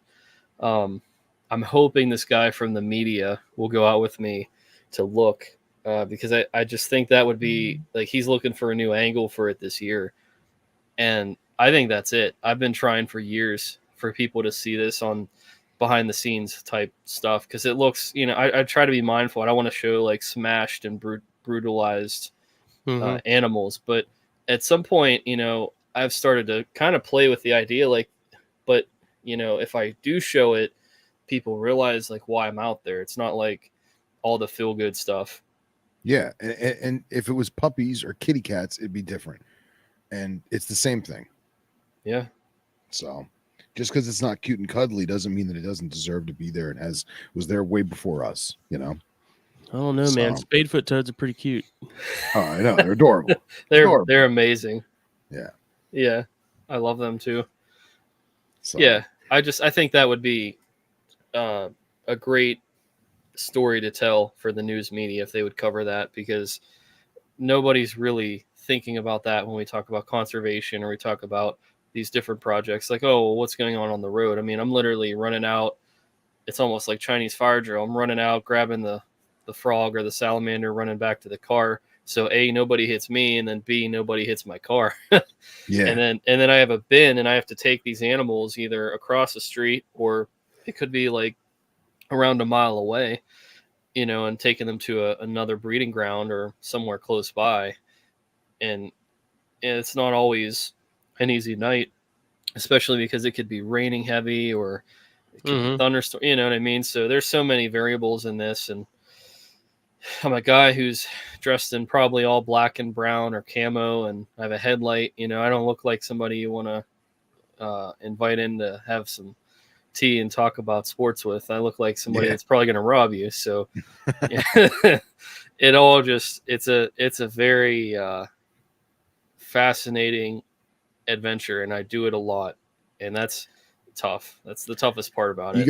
gotta do the West Texas thing and just cover yourself in neon highlighter reflector stuff Right. like a road worker, and then dude, and I tell you, I've had friends that dressed like road workers at night with reflective green and orange everything, and even put out like they brought cones with them, so That's that cool. way, That's an interesting idea. and like and they're out in off the beaten path. They're not on private property. They're not on public land. They're on a major furrowway. But if they're on the shoulder, they'll put the cones out. They have their reflective vests on. They have their headlamps. And people in Florida, it's illegal to pass a emergency personnel vehicle, whether it be road ranger or highway patrol or whatever. It's illegal to pass them at speed. You have to change lanes, or you have to slow down to what they deem a safe, Yeah. mile per hour. And people will slow down because they think it's a construction worker. And even something like that is helping that road, even if it's just for the night. It's slowing people down and making them aware of what's going on in front of them. It's a good idea, but I would be concerned because I kind of did something like this, and there was a truck that went onto the other side of the road, and the female wood frog that I got out to try to save was hopping, and it's like, oh man, and he smashed her. Yeah. So that's the only risk is like, well, you could do all that, and still the animal could still hop away or hop out in front of the other vehicle. So it's a hard thing. I'll definitely keep that in mind, though. I think that's a great idea. The other thing I should also say is my what do you want to call it? My territory that I or His my turf. route, my turf. Yeah, exactly. I Circuit. encompass 3 counties, and it's about an hour and a half if I want to complete it all in one, like Oh, wow. one drive. So, I mean, I could definitely do that, but with how fast paced, how much I'm moving, that's another concern. Yeah, I So, mean, they're putting the cones out because they're photographing the snake on the side of the road. You know what I mean? yeah, But even still, if you just had one of those reflective vests yeah. for when you're out of the car, it'd be probably more safe for you, and it's going to get people to slow down even for the hot minute. You know? I agree with you. And I'll have to take a they look. look cool as hell too. Yeah, right. Stylish. So I actually had a police officer at the one location. He's seen me there for years, and he actually comes out herping with me while he's on the job. I'm not going to give out his name so he doesn't get in trouble, but I That's don't know the great. guy. I don't know the guy personally. I just Yeah. know him like during the field season. He's always like, "Hey, you get in trouble, just call him. Probably a couple miles away." I feel safe out there, and it's like a place you can get lost. But I'm like, oh, this guy like knows I'm here. Like I'm Yeah, good. So that's anyway, he told me that it was, I think 3 years ago, it was an old retired teacher, a science teacher, got out to help a salamander cross the road, and his wife was in the passenger seat, and it was around a bend, and he got hit and he died. And Jeez. the cop was like, listen, I know you have good intentions, but some stuff isn't worth it. It's like a business decision. If you don't prioritize your life in some of these situations, then you're going to die. He's Yeah. like, people won't stop. So that's the other thing is like trying to not put yourself in that position. If you do, what kind of a risk are you trying to take? Sure. Absolutely. Well, on to more captive herpetoculture. Yeah. Talk about our girl Ace. Yeah. Legend. She's Legend. hands down. There's so much to talk about with that right now. I'll say this. I had no idea by putting her in the big tank that she would become gravid. So she's carrying eggs. And I want to know, I guess I want to solicit some free opinions here, but I have some very intelligent people in my network on both sides of this. So I have a herpetologist and the vet saying she needs to get the eggs out of her at all costs. The vet's like, oh, we can fix her, essentially. Nobody agrees with that, but there's one herpetologist who said, and he was the herpetologist at the Bronx Zoo, so he's a very educated guy. There's a guy at the Omaha Zoo, and one of my mentors, and who else? There was some third person. I don't remember his name off the top of my head. But anyway, so it was a 3-2 vote, and the other 3 herpetologists are like, let her just do her thing. Like, if she's going to release the eggs, let her release them. If a male is going to grab her in the tank, let that go. Like, so we had tried to use hormones because I don't know how. I don't know at my household if I'm just if I know exactly the right conditions, because a previous toad, Navi, had become gravid, and she had some problems. We found out through ultrasound, and the doctor shot her up with a hormone and didn't release the eggs. Doctor another month later shot her up with the same hormone, and long story short, that toad had to pass away because there was a lot of internal problems. I don't right now feel comfortable with gambling with the hormone on Ace's life after what I had seen. But I'm open to what other people's ideas are. So I don't know how deep into this you guys know of things, but where are you guys at? Would you consider having her spayed and guarantee she's going to live, which would be like a $3,000 surgery, or would you let nature take its course? I'll go first, and I'll say that if money wasn't a factor, I still would let nature take its course, especially since you have a boyfriend for her. And I've seen a lot of animals do a lot of crazy things, and in terms of, egg bound and laying eggs and fertile, infertile, whatever. But every time we try to mess with nature, something hairy goes wrong. And you do everything in your power to make things as correct and great as it can be. And if it goes great, great. And if it doesn't, well, this is life. But if it was my toad, I would just let nature do its thing. And I would try and get her to breed and produce and have her the next generation of genetics and kind of go from there. Acelets, yeah, that would be my vote. Would be to pair her up, let her do her thing, and get as much data as you can, save as many tadpoles and eggs as you can, and document the whole thing. That would be my vote. So that's what I would love to do, is to get her to lay those eggs, get rid of them. Yeah. And Smitty? I'm confused. If she won't pass the eggs if there isn't a male? So it's a very, I'll try to be very good with hopefully explaining this. So there's a couple of scenarios. The first one is the doctor originally thought that she would pass the eggs, like actually poop them out if there were no males, or if there were males and she just got rid of them. It doesn't appear that that's how it works. What happens, from what I understand, is she could reabsorb the eggs, or they'll rot if there were no males. If there are males, she could potentially lay the eggs. What it comes down to is basically, will the eggs rot inside of her? And that's a really nasty picture to think of, but that's kind of what we're doing. So for Navi, the doctor injected her with 2 hormones, originally thinking that, she would just poop them out. Yeah, it was like oxytocin or something where they would just go. And it wasn't the case. But here's what I also found. So American toads have the ability, after a month, to get re-stimulated and then to lay a second clutch. And this was from a scientific journal. So I'm thinking what happened to Navi could be that she had a double egg clutch. Like she had another one come in and they were fertilized, over-fertilized, starting to rot and starting to shut her organs down because of how much weight she had put on. That was the problem. Ace is not in that situation. She's this would be an interesting segue, but I had found, from what I always had thought was right, was to give them what's best. So I have a reverse osmosis system and I have all these different bells and whistles for these animals.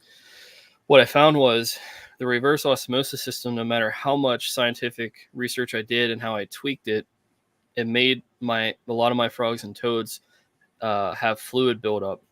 So I actually had to go back to the tap water, and I had to understand the tap water has a lot of hardiness, and it's hard water, what they're used to, higher pH and minerals and stuff. Right. The RO is taking all the minerals out. Yeah. I thought you get rid of all of the pollutants, all of the toxins, anything, and all the chemicals, and they'd be healthier, right? That doesn't seem to be what is right. That seems to be, okay, that's the best case scenario, but it doesn't seem to be right for these animals. So I had to switch her off to tap water, and like, she doesn't even look like she's carrying eggs. So could she have already reabsorbed them? I'm not exactly sure. But what I can say is she looks exactly the way that she did when she first entered the 242 gallon. So I think we're in a good spot. Personally, I think that she's going to reabsorb them. And who's to say that she didn't already years ago? I mean, this isn't this toad's first rodeo in a massive tank. She's lived in 3 different generations of my creation. So, and she lived with other males. So who's to say that she didn't get gravid at one point? She's like 8 years old now. So, Yeah. 3-4 years ago, living in another tank, like, yeah, why didn't she develop eggs and pass them? Why couldn't that have happened? Well, and here's my thing too: is that enclosure that you have is absolutely breathtakingly amazing, just with the rain and the lightning and all the plant life and the leaf litter and the substrate and the bioactivity to it. But forgive me if I'm mistaken, but she could have passed the remnants of eggs in small deposits in undergrowth that we never see, and your springtails and isopods could have eaten that rotten Yeah. eggs and we'd never know. So Yep. she may have passed them and we just had no idea. At the same time, have you ever thought of doing the light diffuser PVC pipe rain chamber that the guys who breed southern toads do? I was looking into that. I think Man, that I feel like if she was really gravid and she was looking for a place to just ditch the eggs, if you had stuffed her in there, I mean, she may have at least dumped half of them. Who Yeah. knows, or some of them. that's a really good idea. I think I'm gonna start looking into that a little bit more too. The original goal was if she'd lay them in the tank, but I don't want to bet her life on it, is what I'm saying. Yeah. That's the thing. And here's the thing too: is as cool as it would be, and this is strictly anecdotal, this is strictly my opinion. As cool as it would be to have her breed in the tank, lay in the tank, have the tadpoles gestate in the tank, like that would be so cool, man, and to document it all. But I feel like it would be less of a pain in the ass and more controlled if you paired them in a rain chamber, had her lay in an aquatic chamber. That way you can just remove her and the male. The tadpoles are already in the tank, and just now she's back in her amazing enclosure, and you've got full control over the offspring. Yeah, I think that's a great way to look at it. Justin, I don't want to keep you out of the conversation. I don't know. Yeah. Sorry, man. You're just kind of sitting there. No, man. I mean I agree with Phil. It's if she's gonna have eggs and they're gonna be there kind of regardless, then I wouldn't really fight it either. I do agree with Phil on the rain chamber thing as well. As far as the water quality, what I did with dart frogs, which is kind of apples to oranges, I guess, but I have one of those bigger pure filters that holds probably like a gallon. And I would just run my tap water through that. And I raised tadpoles in that. That's what I misted all my tanks with. Like, I never had any issues with that. And you didn't put any water conditioner for your tadpole. Nothing. Yeah, it was just a pure filter. Yeah, it's just the pure filter. And I had no issues. I didn't have froglets growing, fifth limbs, whatever. No weirdness at all. Everything was fine. I had no issues with the adults. So maybe it's just a matter of like that's kind of a nice happy medium between the tap water as is and then the RO stuff. That at least gets some of the hardness out of it. I tried to look at all those different options, and dart frogs are definitely equipped to deal with soft water. I think though this just seems to be, in my opinion, one of those cases where there's no research on it. Right. And I think that because I'm a guy who goes to bogs and I see pitcher plants and sphagnum moss and cranberries, and I think I got an answer as to why the American toads and the wood frogs aren't there in the summertime. Maybe they're laying their eggs there, but the adults don't seem to hang around. And I didn't really understand why that was, like in all these years of going out doing field research. Well, maybe it's because they can't handle that kind of water. Mm-hmm. Maybe they're sensitive to it as well at a certain point. And what I've done is opened up my animals to that and exposed them to that. So that's why there's like fluid buildup and somewhat. I mean, they're getting it out. I don't want people to think they're like massively bloated. It's just we noticed there was a small amount, and when I switched them off of it, everybody looks like they're jacked up, basically. But Yeah, you notice a slight you notice water retention, yeah, and that's probably because the water that was presented to them was probably not as optimal as they would prefer. yeah, And I also think it's very interesting that you'd mentioned the hardness and the pH plays a factor and all that jazz, right?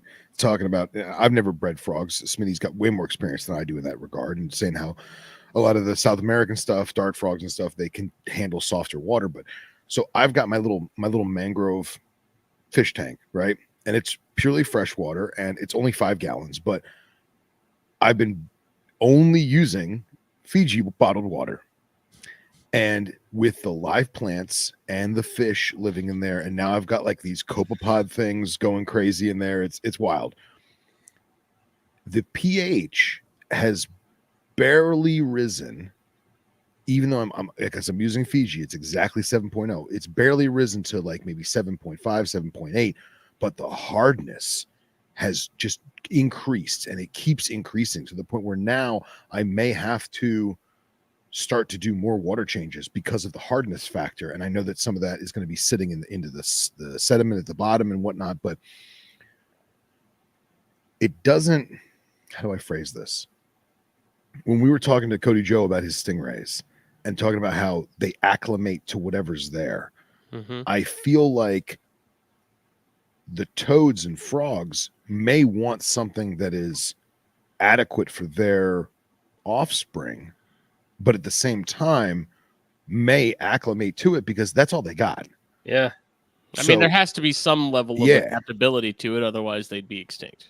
Right. Exactly. You know? And I also feel like, you've got your water basin built into that enclosure. You've got your filtration and your pumps and everything. But what would happen if you just stuck a Tupperware with like some spring water, like bottle, like, from the grocery store, bottled spring water, $3 for a case, and you just put a little Tupperware container with just spring water. It's already treated. It's got minerals. It's got good pH, and maybe that would just be the one thing to set it over. That's a great point. I've considered that. I think one of the things I want to do moving in a different direction for the tank is I want to get some kind of like enclosed smaller bin, and I want to do it just what you're saying, especially with having a canister filter. I think that we can really purify the water in a good way for the animals to get a lot of like bacteria and stuff out. It's funny that you talk about Fiji water. Yeah, that's like the premium stuff, man. You're sparing no expense there. Yeah, Phil doesn't play when it comes to Fiji water, man. Well, and here's the running. You got to get them as a sponsor, Phil. I've been trying, man. Really I've been trying for like 2 years, bro. They're not about it. I'm pretty sure I'm blocked on Instagram because I keep tagging them and shit. But and people make jokes. Chris Sanchez, God bless him, he says Phil's mangrove tank has an 800 credit score and thinks mayo is spicy. It's like, I love you, Chris, but you're an asshole. And I know he's probably texting me as we speak pictures of Fiji bottles, but no, I buy it on Amazon by the case, and I get I think it's 12 500 milliliter bottles, and it's like $32, and that lasts me at least 2 months. You know what I mean? And I like it because I'm controlling exactly what's going in there. And I realize now that over the years of keeping certain aquatics, when I kept Dumerals monitors and I was checking the water for them and my freshwater fish tanks that I had, even when I was a kid and I worked at Pet Supermarket and I took care of the fish there, you have your different types of fish tank testing kits, right? And some people say strips are great, and some people say strips are crap, and you got to do the dropper, and you have to buy a Marineland complete kit because it has an individual test for nitrates and an individual test for nitrites, and blah blah blah blah blah. And you should check the saline levels in your fresh water just in case. Like, get the hell out of here. Nerds. Have you ever bought? And again, I'm just spitballing here. Have you ever bought a container of fish tank test strips, and when you're out in the field, just dunked it in a puddle? You see 2 or 3, American toads, sitting around this pool, and you just take your test strip. It says on the thing, insert into water right below surface, swirl for 2 seconds, and remove. Like, and I bet you get a ton of data doing that. Yeah.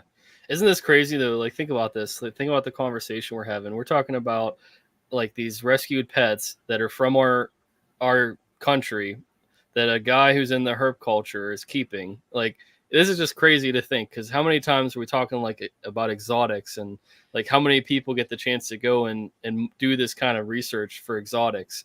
You know, Sure. they'd have to save up all this money to go and find out what their animals are doing. But yeah, you know, that's actually something that the vet head asked me to do, because the guys who I reach out to in the different network that I have, they always talk in terms of meta populations. Well, meta populations don't help us whenever we don't exactly know what's a good average. Like, what's the weight of an American toad or a wood frog, or how many insects should they eat? What's the water quality?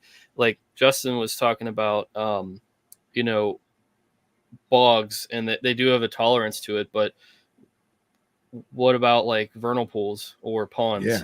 So yeah, I've been actually trying to do that since last year, but if I were to do water quality, you'd have to take it probably 3 times during the year. You'd have to take it in the beginning, you have to take it when the tadpoles are laid, and then as the tadpoles are leaving.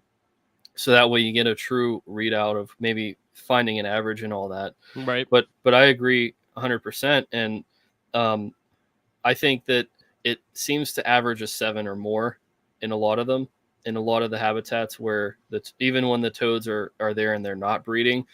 But it would be really beneficial, and you'd have to really get lucky. I've gotten semi lucky out in the wild, but you're literally just walking in the middle of the woods and there's a puddle, and the toad is just taking a break, you know, just like hanging out, chilling in the puddle. That would be the puddle to really investigate, because that toad is an adult. It's out of the season. Like, he's in there because obviously he trusts that it's safe. Mm-hmm. The other aspect of this too, when we're talking about, you know, keeping these types of animals in captivity, we had a good question. She had a good question, and we had a good back and forth. But you know, what exactly does you know, Phil? This would be for you too. What does an average weight for your animals look like? How do we know that it's not overweight or underweight? And I don't know that she had the answer for this, but let me play devil's advocate. When do you think would be the ideal time to measure the weight of a frog or a toad that you want to try to average your animals to weigh as? Like, when do you think during the season would be the time to weigh an animal, I guess, to try to get a baseline average weight? Before and after breeding. I would say throughout the year. I would say at least once or twice a month, 2 or 3 days after a feeding. Now, it's difficult if you're feeding the animal, like something like a toad, you're maybe feeding it every day or every other day, but maybe have a 2 or 3 day gap where you're not feeding. It's not going to do anything to the animal. They're going to be perfectly fine. And then you can get a poopless weight, if you will. You know what I mean? It's already digested, whatnot, but you're checking for an entire year straight, and now you have something to cross-reference for the next year. That would be my guess. But I would also go with Smitty, what he said too. Well, I'm saying if we're talking about measuring wild toads, I want to get a weight before and after breeding, because obviously if you're doing one without the other, then the chances of those numbers being skewed is going to be kind of higher, because you don't know if it's a female that had just laid, and so she's lower in weight than what she normally would be, and then before kind of going in, kind of let you know, are they really beefing themselves up ahead of time. You're looking at a natural diet, so something that isn't gut loaded, something that isn't supplemented or anything like that. It's not fed captive diets. It's as is, what they're eating in the wild. So, I mean, if it were me, and that's what I'm trying to get a baseline for, is just like, what are they supposed to be weighing naturally, like in the wild? What's the average of cross, 50 toads? I'd want to know. Throughout the year would be good too, if you could even find a female that's gravid or what have you. Yeah, or even if you just did it seasonal, you know what I mean? You go, you get 2 or 3 days of hunting with your gram scale and your deli cup in September or October. You do it again in March. You do it again in July, whatever. You see what I'm average out saying? all that data. Yeah. Yeah, and you get a good idea. And I mean, you take a buddy with you, and one guy's got the deli cup, the other guy's got the gram scale. You know, every single toad you find, you throw them in the deli cup real quick, you get a weight, and let them go. So this is where it gets interesting. That's a great way to look at it. That would be ideal if you're going to weigh wild toads. However, there's a study that was done in the 1980s, I think, and it was either wood frogs or leopard frogs. I was researching them both at the same time, so I don't remember off the top of my head which species. I think it was leopard frogs. Realistically, I think that's who they were talking about. So they had 4 different groups. They had leopard frogs that had brumated in the refrigerator. They had leopard frogs that did not brumate. Leopard frogs that brumated from the wild. And I forget exactly what the 4th group was. It wasn't really relevant. Or maybe they had like a partial brumation or something. I'm not sure. But anyway, what they found was the gut microbes in each of these animals was different. So they were all altered. They were not, no matter what you did, they were not the same as the wild leopard frog.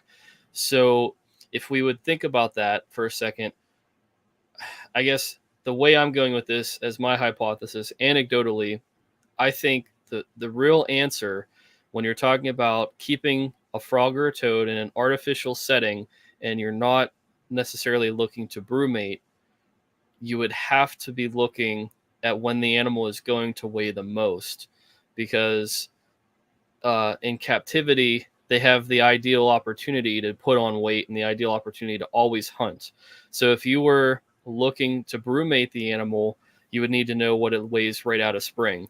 If you were looking to try to manage it, like, you know, brumation, and then it's going to breed and you can reassure it breeds, and then it's active, if you can do all of that, which is a place I'm not at right now, then yes, you would definitely want to measure it the way you guys were saying.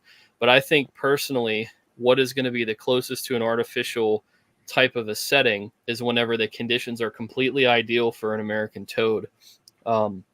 Or a wood frog in the summer, right before the season's getting cold. You know, they're putting on all that weight and they're actively hunting, because we get a chance to see what they're doing from June to like September, October, and we get a chance to see how much they would weigh and you know, how much they're eating, and kind of bring that into captivity, because I can't think personally of another scenario that's as close to captivity as possible. Like, I don't know. I mean, maybe I'm wrong here, but this is just kind of my thoughts on it in terms of like what's the closest part of the season that we can say is similar to captivity. Well, I would imagine it would be probably in summer when your prey items are at their peak, right? Yeah. That's why I That'd make be my that claim. guess. Yeah. Yeah, that's kind of why I make that assumption, because that would be, in my opinion, you know, what do we think is a fat toad? What do we think is a heavy toad? Well, obviously, if that toad is that heavy and it's still functioning like it would if it was 50 grams less or 20 grams less, then there's fluctuation. So we could see that might be the peak point. Like maybe it shouldn't weigh more than this. We would at least get a situation where we can identify, like, okay, you know, this is the cutoff before it's obese or before it would be considered fat. I think that's a reasonable or a fair assessment to make. Yeah, but wouldn't you also, again, anecdotal spitballing here, if it was me, I would want to try and gather as much your seasonal data to compare the weight ratios as a percentage. So if we know that bugs are at their peak in summer, right? So the toad's going to be its fattest in summer, let's just say. And let's say it weighs 20 grams, okay?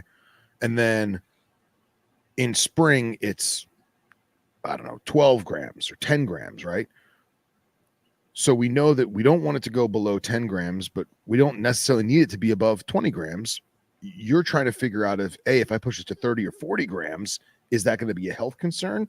Or is that just good for summer? You know, is that going to make the winter better? But I feel like if you did the wild toad, if you did a bunch of wild toads, say 20 toads in each season, and you figured out the percentage of weight difference between each season, being 4 seasons, then you would really have an idea of what the ideal weight would be for your captive specimen per the time of year. Did that make sense? That makes perfect sense. The only thing that I'd be concerned about though is like their body. So the microbes inside of them. What if we're trying to make them weigh a certain amount in spring, but their body isn't functioning that way? So they might have. I'm just like you said, spitballing here. Yeah. But what if they have some type of microbe in their gut since they're not brumating, and if we try to push them, below a limit, or we're trying to have them kind of go through these different weights, but they're not getting the same exposure to sleep and to the fasting and stuff like that, then I'm wondering, like, what does that mean? Could we be accidentally or like unintentionally starving them to a point where it becomes a problem, because they would weigh significantly less after brumation without eating, and that would be my concern. I mean, I've weighed them and I didn't get really good success. I think it was the gram scale. I don't necessarily think that it was what I was doing. I think the gram scale was faulty. I'm going to be honest with you. I am going to, and I'll kind of get a feel for it to see what looks ideal. But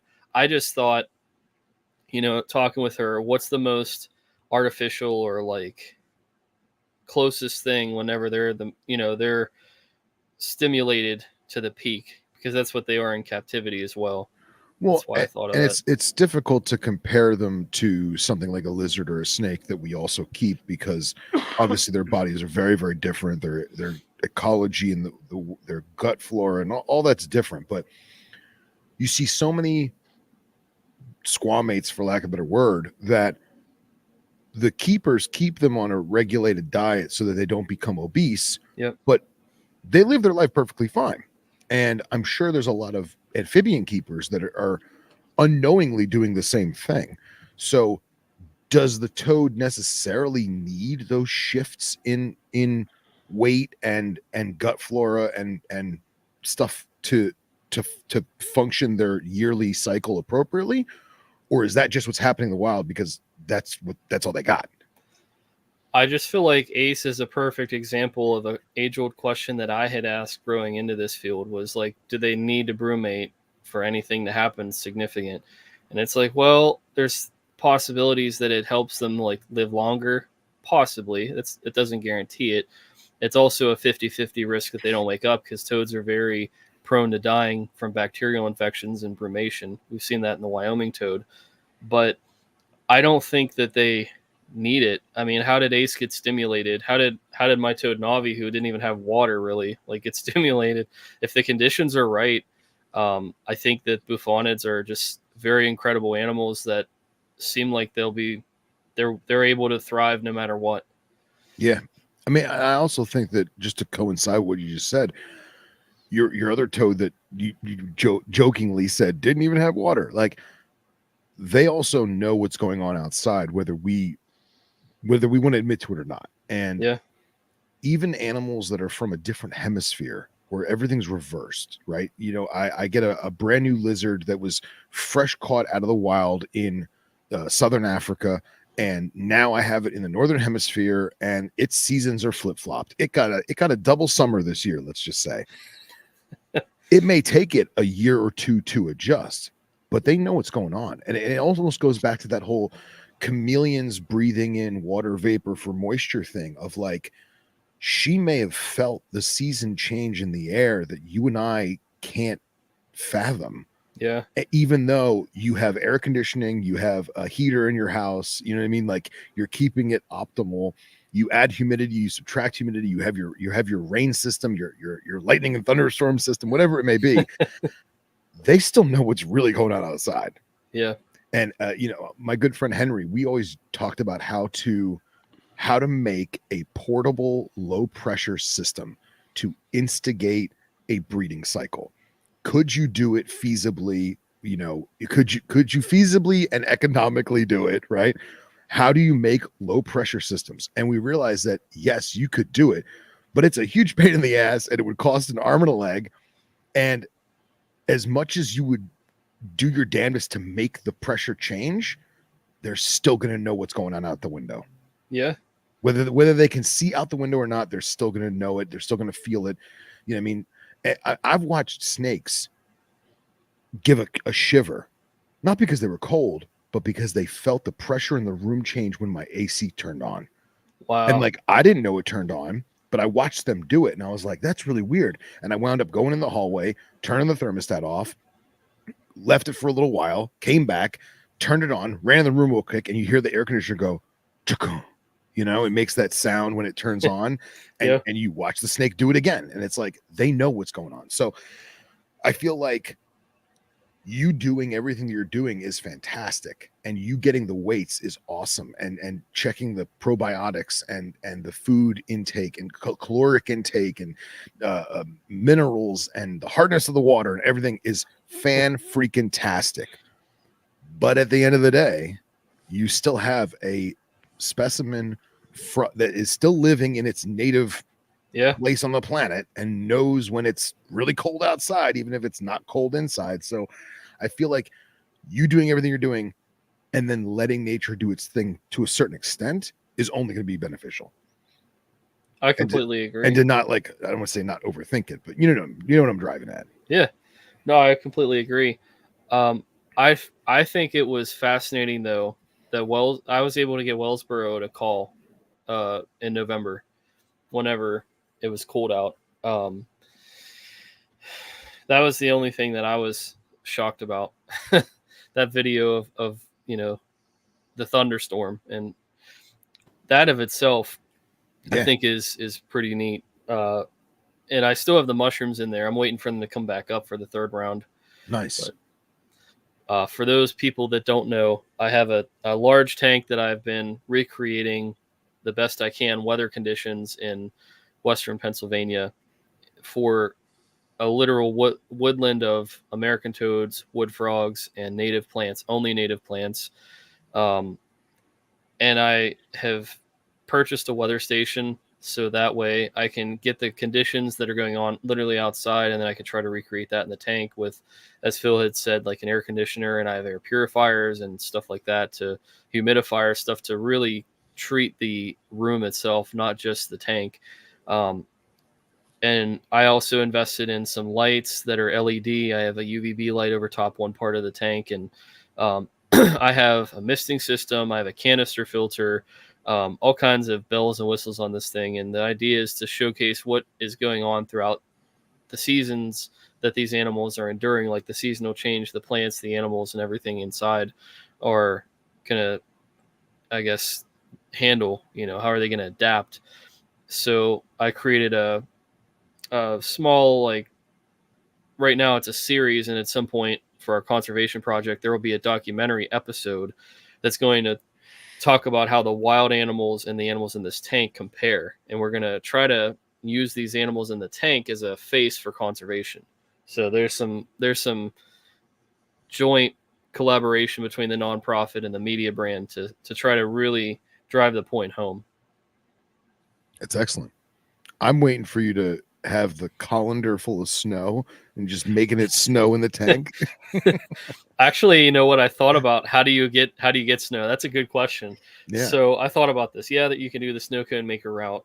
But getting ice and then ripping it apart with a blender and kind of creating that sleet is I think better than snow, because whenever these animals are waking up, sometimes they'll wake up and it's dead, it's just snow everywhere, but a lot of times it's when the ice is melting and the snow is melting and it's really compact, and then it gives that like runoff, because where's the ice then going? It's going into their water features. Then I don't know, I thought about that though. I was like, can I do this? Can I make this? And sure, if I were to do it, I would definitely like get my Ninja blender rolling with ice and do that. I would definitely consider that if I were brewmating them. Yeah, just get the colander and just make it shimmy over top of the tank, and just a light spackle, just a dusting. Yes, thank you, Smitty. Just a dusting.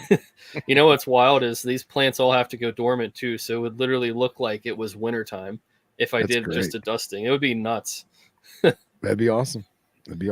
Oh, so your spadefoot toad, one thing that would be fantastic for it more than anything else you can give it would be leaf litter. I don't know if you've thought about that, but like, where is it native to? Which So I haven't physically got them yet. I'm probably gonna wait till things warm up, but it's the one I'm going for is in my hometown area, Boca Raton. So it's actually the spot that I would be hunting for them is probably maybe 3 or 4 miles inland from the Atlantic Ocean, and it is slightly higher elevation. Everyone's eyes are rolling, right?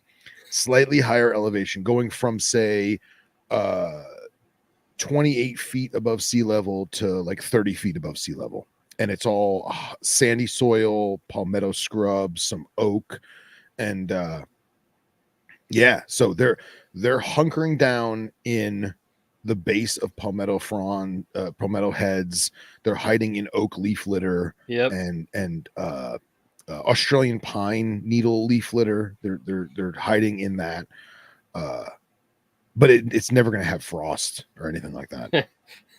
No, I was just saying what I learned from. So I'm probably one of the few people that thinks about this, but uh, so there's a yard outside, and there's trees that are native and some trees that are just nursery trees, plant nursery trees. Sure. And these animals have experience with both because they're suburban animals at this point. You know, the ones I have came from suburban areas, so they have experience with both types of leaves.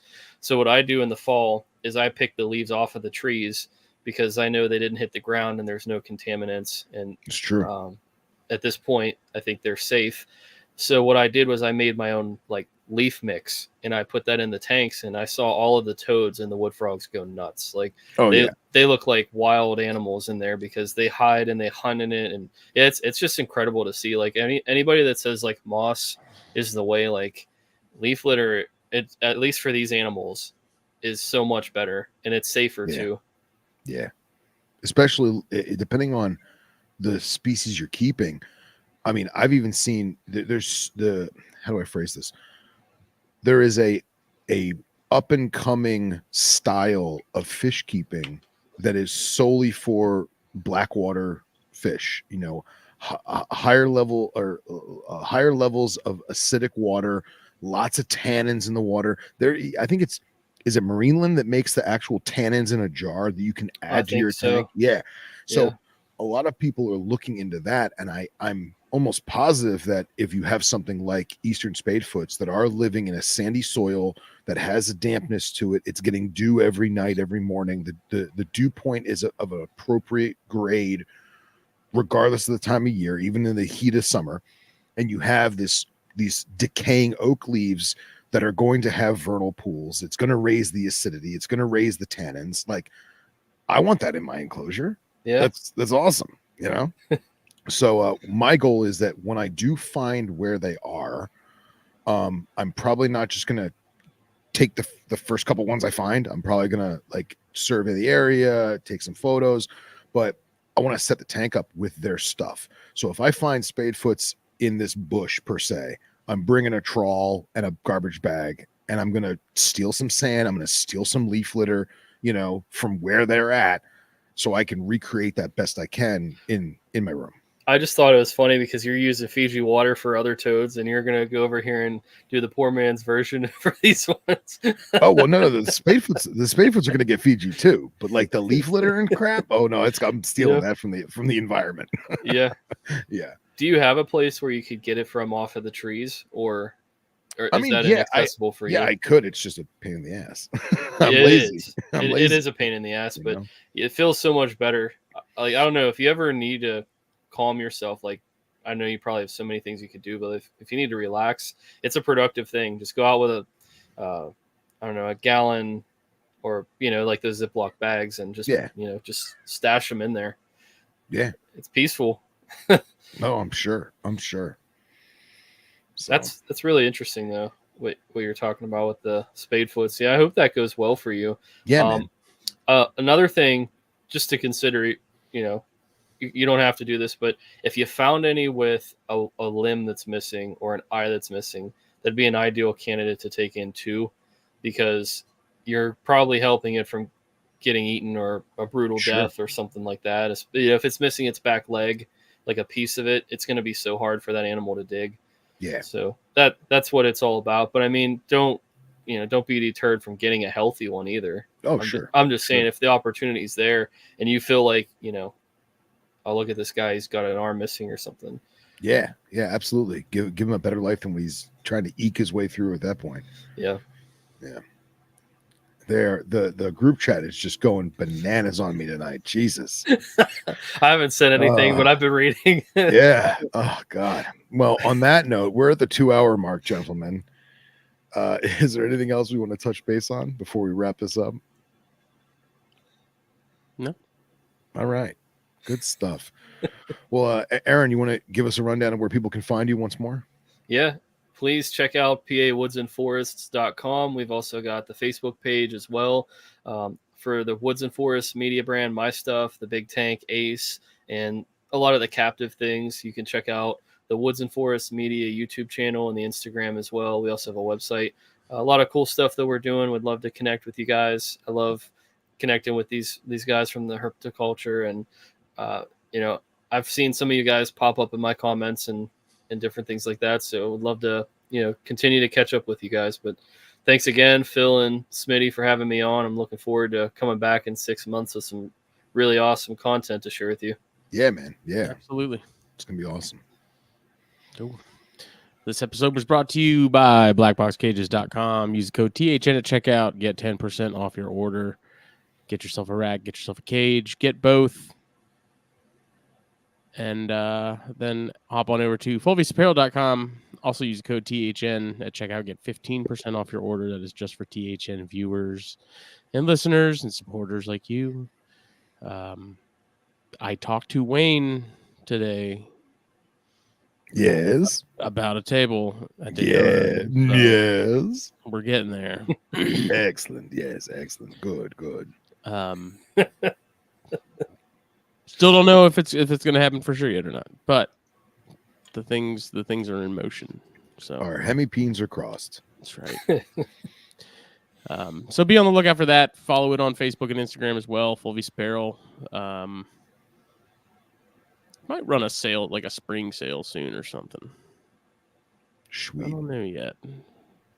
I might put tank tops up here soon because I noticed people wear a lot of tanks. I don't wear tanks, but plenty of people do. So that may be an addition here in the warmer months as they approach. Coldbloodedcaffeine.com. Best coffee money can buy. The Snakes and Stogies blend is where it's at. But they have plenty of other blends and offerings that you should definitely try. You will not be disappointed with. They're all delicious. And then Puget Sound Pythons, Jeff and Kendra, the fine folks of the Pacific Northwest. Give them a follow on all major platforms. Hunt them down on Morph Market. Stay in the loop with what they are doing.